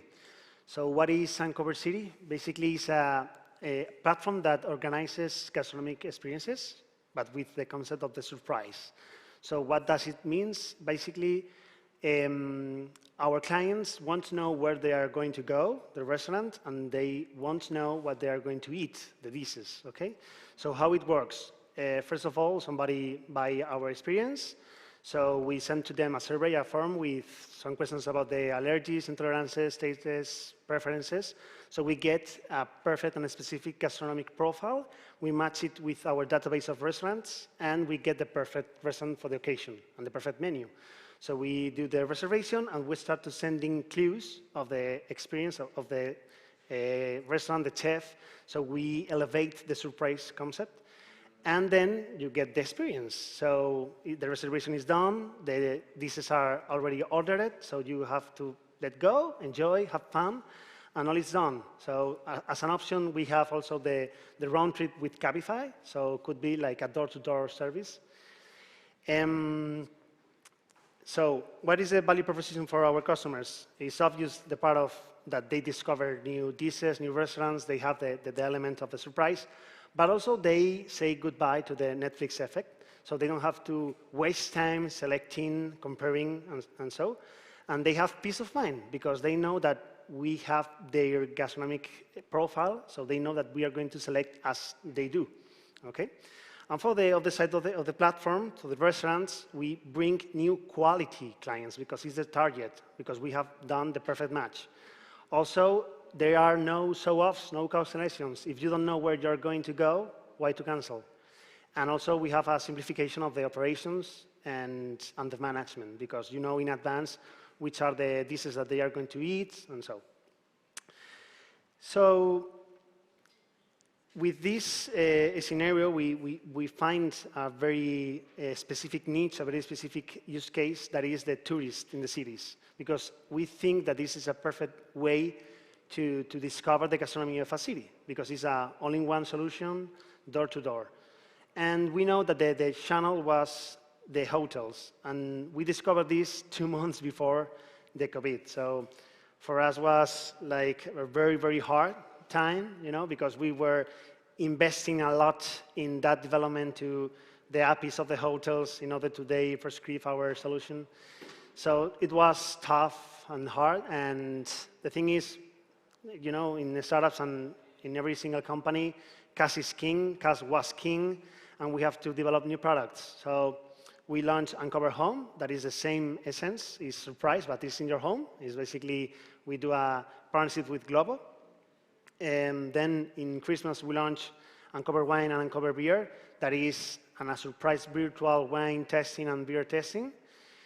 And our business model, is very, very easy. Basically, we are a platform. We connect customers with restaurants, and we could do it through a Cabify to move people, or Globo to move food. That's it. So our clients pay us in advance, and that is good for the cash flow. And we get a 20% of that operation, so we have a 20% of contribution margin. Our key numbers. Today, we have more than 1,000 customers, more than 500 trips in Cabify, more than 50 restaurants in 2 cities, Valencia and Madrid. We have an internal rating of 4.7, because in Google we have a 4.9. We have an average ticket of 90 euros. We have 100K accumulated of revenue.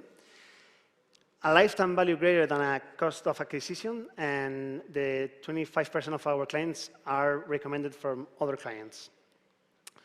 This is the team. We are a very small team, very agile team. We have covered the product, technology, and operations part, and we need marketing and finance, and we know it. And this is our vision. Our vision is a platform all-in-one for urban leisure, not only gastronomic, for urban leisure. So we think if we can copy our brains and clone it 100 times and go to every single restaurant of the city and then understand how could be that experience, then we can recommend to people which is the best restaurant. So if you combine that curate partners that we select the best restaurants, you combine the machine learning to understand the clients, and you combine a design based on the decision theory, so the less options, the best you could select, is our vision. So we have an open round, and we are looking for brave investors that think that is the best moment, the best timing to invest in a company that is in a sector that right now is on the ramp up, and we are starting the recovery. So thank you very much.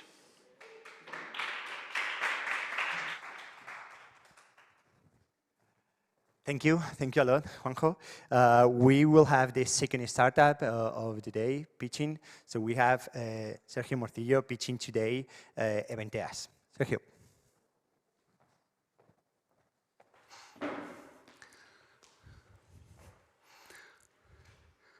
Hi, it's a pleasure being here. Can you listen to me properly? Great. Is it fine? Yes, a second, we will start.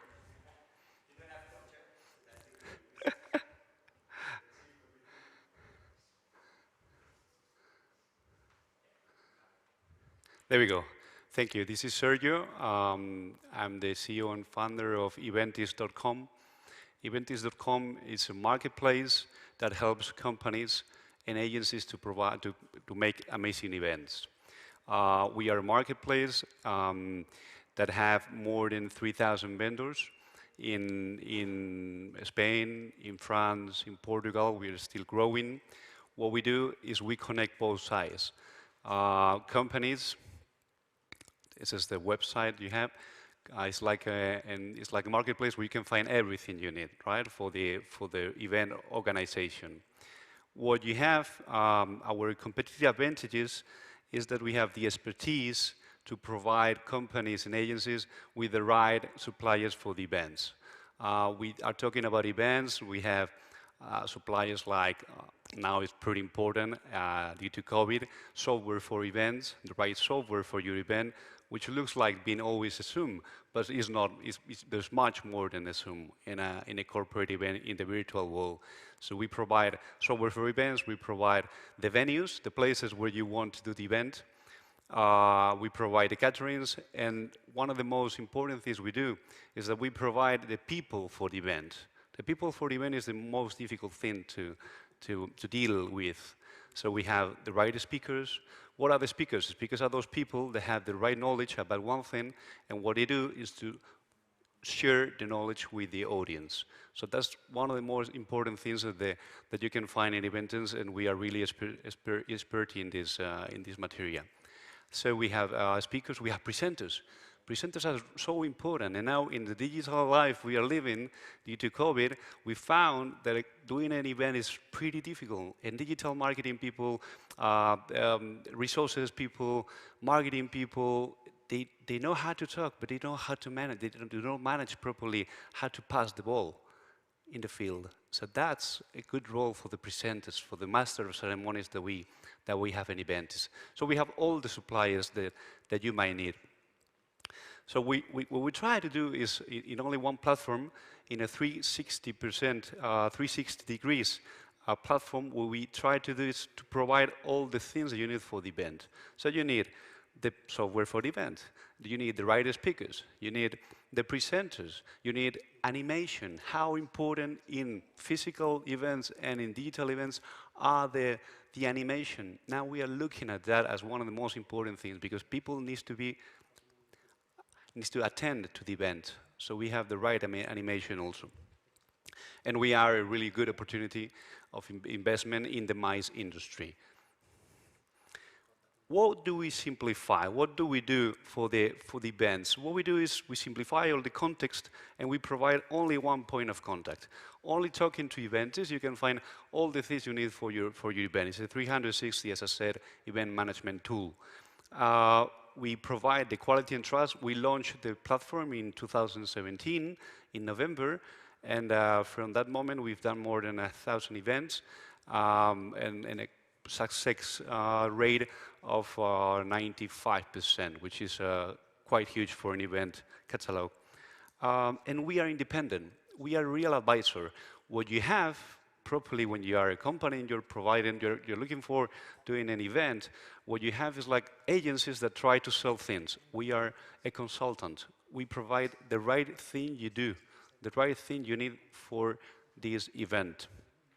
And moreover, as we simplify the process, we have less intermediaries. With Eventis, you have only one point, and there's less intermediaries in the operation. And therefore, you have a price-competitive tool. How do we make the money? We make the money on two sides. We have premium subscriptions, like Netflix. Premium subscriptions, right? Vendors pay an amount per year to Eventis in order to be in the catalog, in order to be sold. And on the other side, we have commissions per event. We also get commissions every time we run an event. What other opportunities of business we have? A lot. We have a YouTube channel.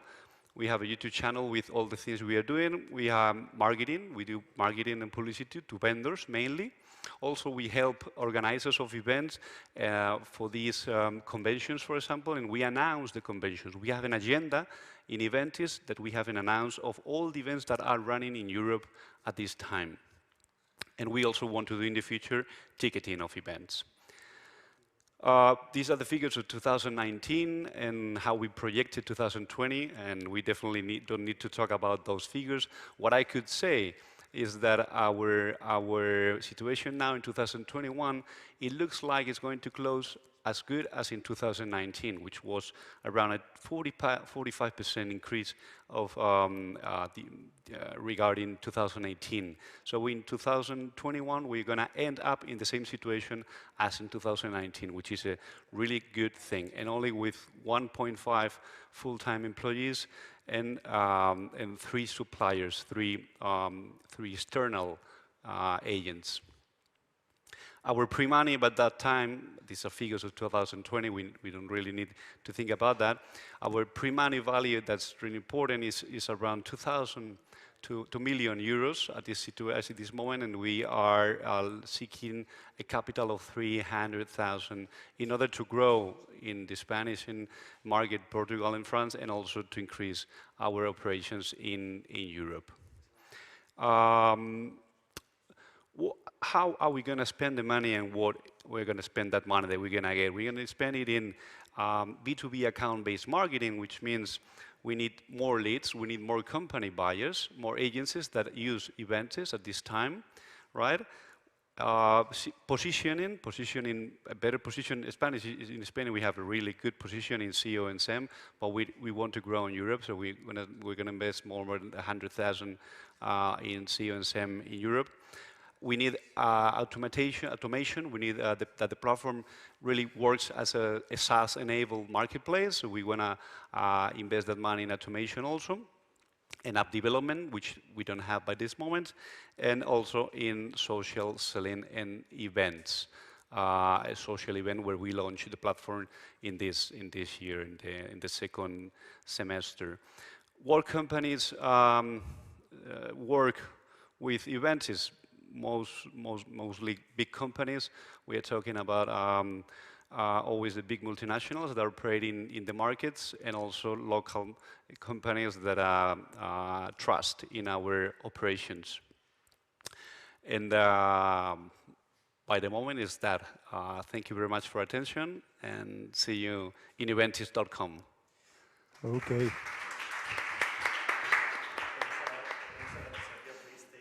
Yep. Well, difficult to make questions because seems like you are rocking it with your models, right? So you make an amazing pitch, and I think that a lot of investors listen to us could consider as interesting both of your models. So I just wanted to conclude, right, to make you some questions, maybe more personal, right, about how you live this situation. So first of all, which is your vision about the coming years, right, regarding the tourism sector? In this case, we'll start with you, Sergio. I know that you are making like a double bet in the sector, right, because as well you are betting in the restaurant sector with a new company calling Sibaritas. Muy Sibarita. Muy Sibarita, it's a Spanish name, Yeah. absolutely. So let us know a little bit that how you live the situation and why you consider that is the moment to make the double bet in hospitality and restoration. Yeah, well, this comes from a long time ago. Let's say 11 years ago when I thought that we needed like a platform for food suppliers and international buyers. That was called Food in Spain or Food in World at that time, 11 years ago. It was pretty soon for the market, 11 years ago, when I touched the door of those companies, those food companies, and I said, well, it would be great to have a great platform that helps European producers to sell abroad, right, through a platform like an Amazon, 11 years ago. It was pretty soon. So, but it was always in my head to try to keep doing with that platform, right? So it came the pandemic, it came October, March 20, and the idea came up again. And I said, but why this idea is coming again, right, to my head? And I said, the idea was good, but it was not the right moment. It was not the right time. So why do I not simplificate it, do it pretty easy, just gourmet products and members, and members that buy gourmet products, and we sell products and experiences. And then we made a club.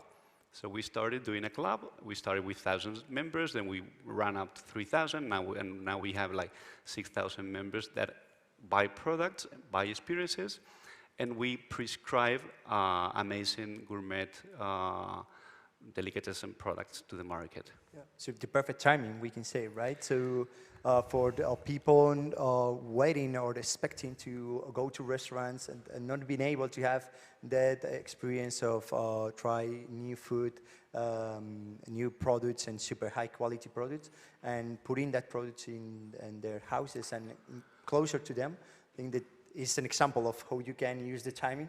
Right? We were commenting before, Juan and I, about timings, and that's incredible. How it's going? It's running, by the way. It's running fast, and I have only 2 legs.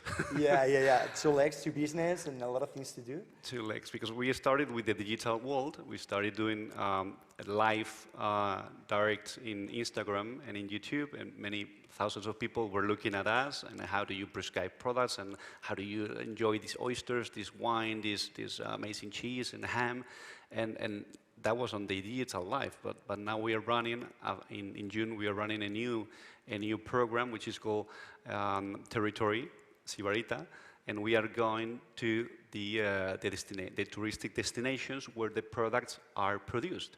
So we're gonna go to the city and then meet the city, sleep in the places, in the right places, visit the amazing emblematic hot spots of the city, and then visiting our producers.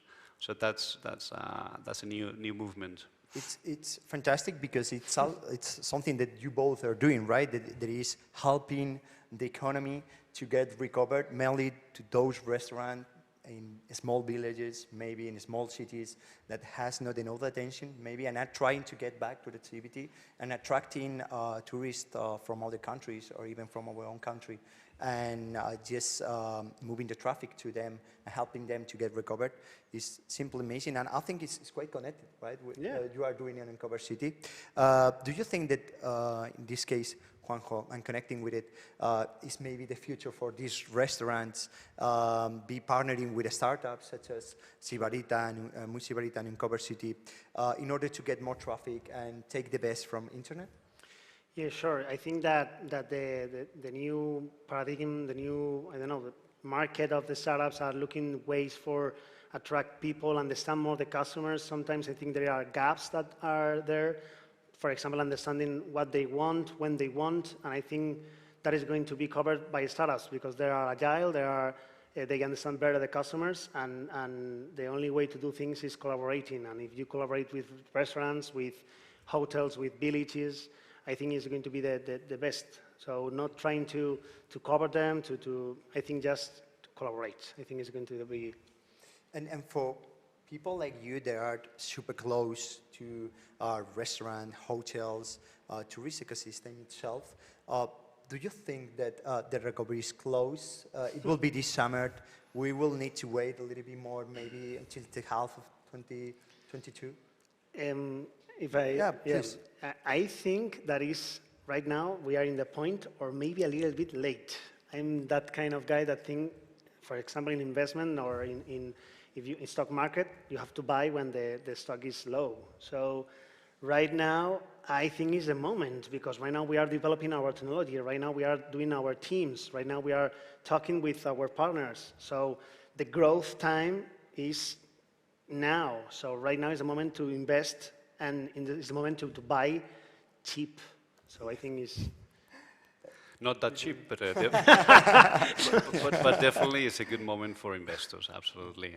The economies have suffered a lot. So suffer a lot, and startups, we suffer a lot also, although we have been much better than other companies with high costs. Definitely the decrease was for everybody.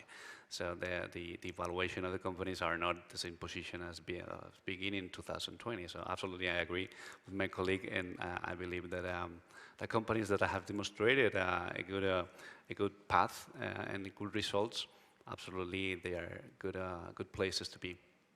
Okay, yeah, totally agree with you. So this is a message for all our investors, right? Maybe it's the time to bet in these kind of companies in order to take a good position, right, for the future to come. And maybe in companies such as yours, they're trying to disrupt and make something different with the opportunity of having been stopped for 1 year.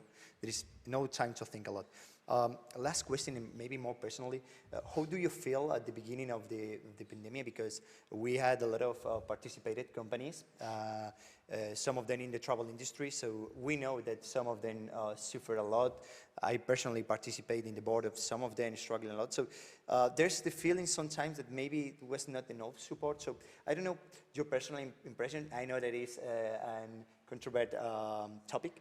But Sergio, in your case, so do you feel that in Spain or South Europe, we make enough for companies, startups mainly in the travel ecosystem, to help them to live for 1 year, to remain alive until the recovery?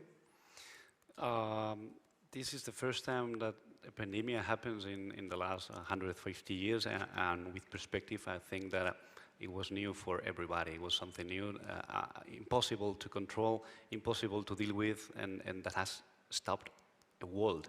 So for startups or for big companies, the situation has been critical. Definitely, the economy has not run, and the situation was really down. All your colleagues in big companies or in the travel industry or in startups, the situation was critical. It was psychological difficult, and I think that people is like amazingly happy with the situation, and it's like a bump of that we all of us want to fight and want to go ahead again to recover the situation that we have a couple of years ago. And support from governments and etc. is important also, but I think that the companies, the private money has to be there in order to make it grow again. So I'm optimistic on this side. Amazing, and I think really good message to be concluding the event. Speaking about how optimistic, we need to be an investor. Hopefully, will be to support us. In your case, Juanjo, I think that we spoke a lot about resilience in this event, right? Because it's an event to celebrate the resilience that a lot of tourism and travel industry companies had. So in your case, how do you live in Cover City? It was, I guess, complex, but how it was the first 2 or 3 months when you needed maybe just start thinking about rechange your plans? Yes. Well, it was so hard because I was maybe in the best moment of the company, and it was a completely crash. And it was like a moment of fear, a lot of fear, thinking on, we have to pivot, no, we have to stay, no. And it was like crazy. But I think that in that moment I know that I just count with me and my team, because no, I think it's normal that investors don't want to invest in something like that in that moment, that the country in that moment is not in the moment to thinking on startups. So in that moment for me was, you have to change this, you have to do it, and you only have to do it. And that's all, yeah. Yeah, it seems like a marketing opportunity, but it is what it is, right? Yes. And it's so connected with us. Okay, I just want to say a big thanks in name of all the companies that has been struggling for being here, for telling us about your companies, for telling us about your experience. It's time to make the closing of the event, and hopefully we will talk a little bit more about your businesses and how it's going. So thank you, Sergio. Thank you, Juanjo, for being today with us. Thank you very much. It's been a pleasure.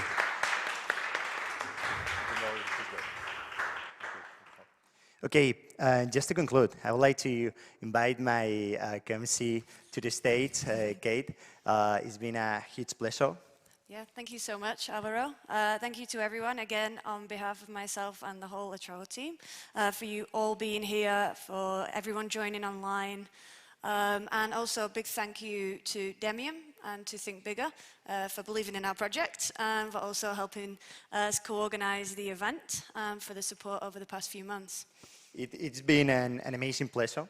You know that, well, maybe the minutes before the event, it was complicated, as always, but it was a huge pleasure because of you, because of your team, because be supporting companies as Atravo is what makes your work really, really different and enjoyable. So it's a pleasure for Think Bigger. It's a pleasure for Demium to come with companies like you. Many things to come. In July, you will be launching the platform. Exactly. So for all that event organizer, activities, tours, every people working in festivals, travel in general, be connected about the news coming from Atravo and about your platform in July. We are all waiting for it. So, well, thank you everyone for joining today, and hopefully we will see you soon. Thank you, guys. Update. Thank you, Alvaro.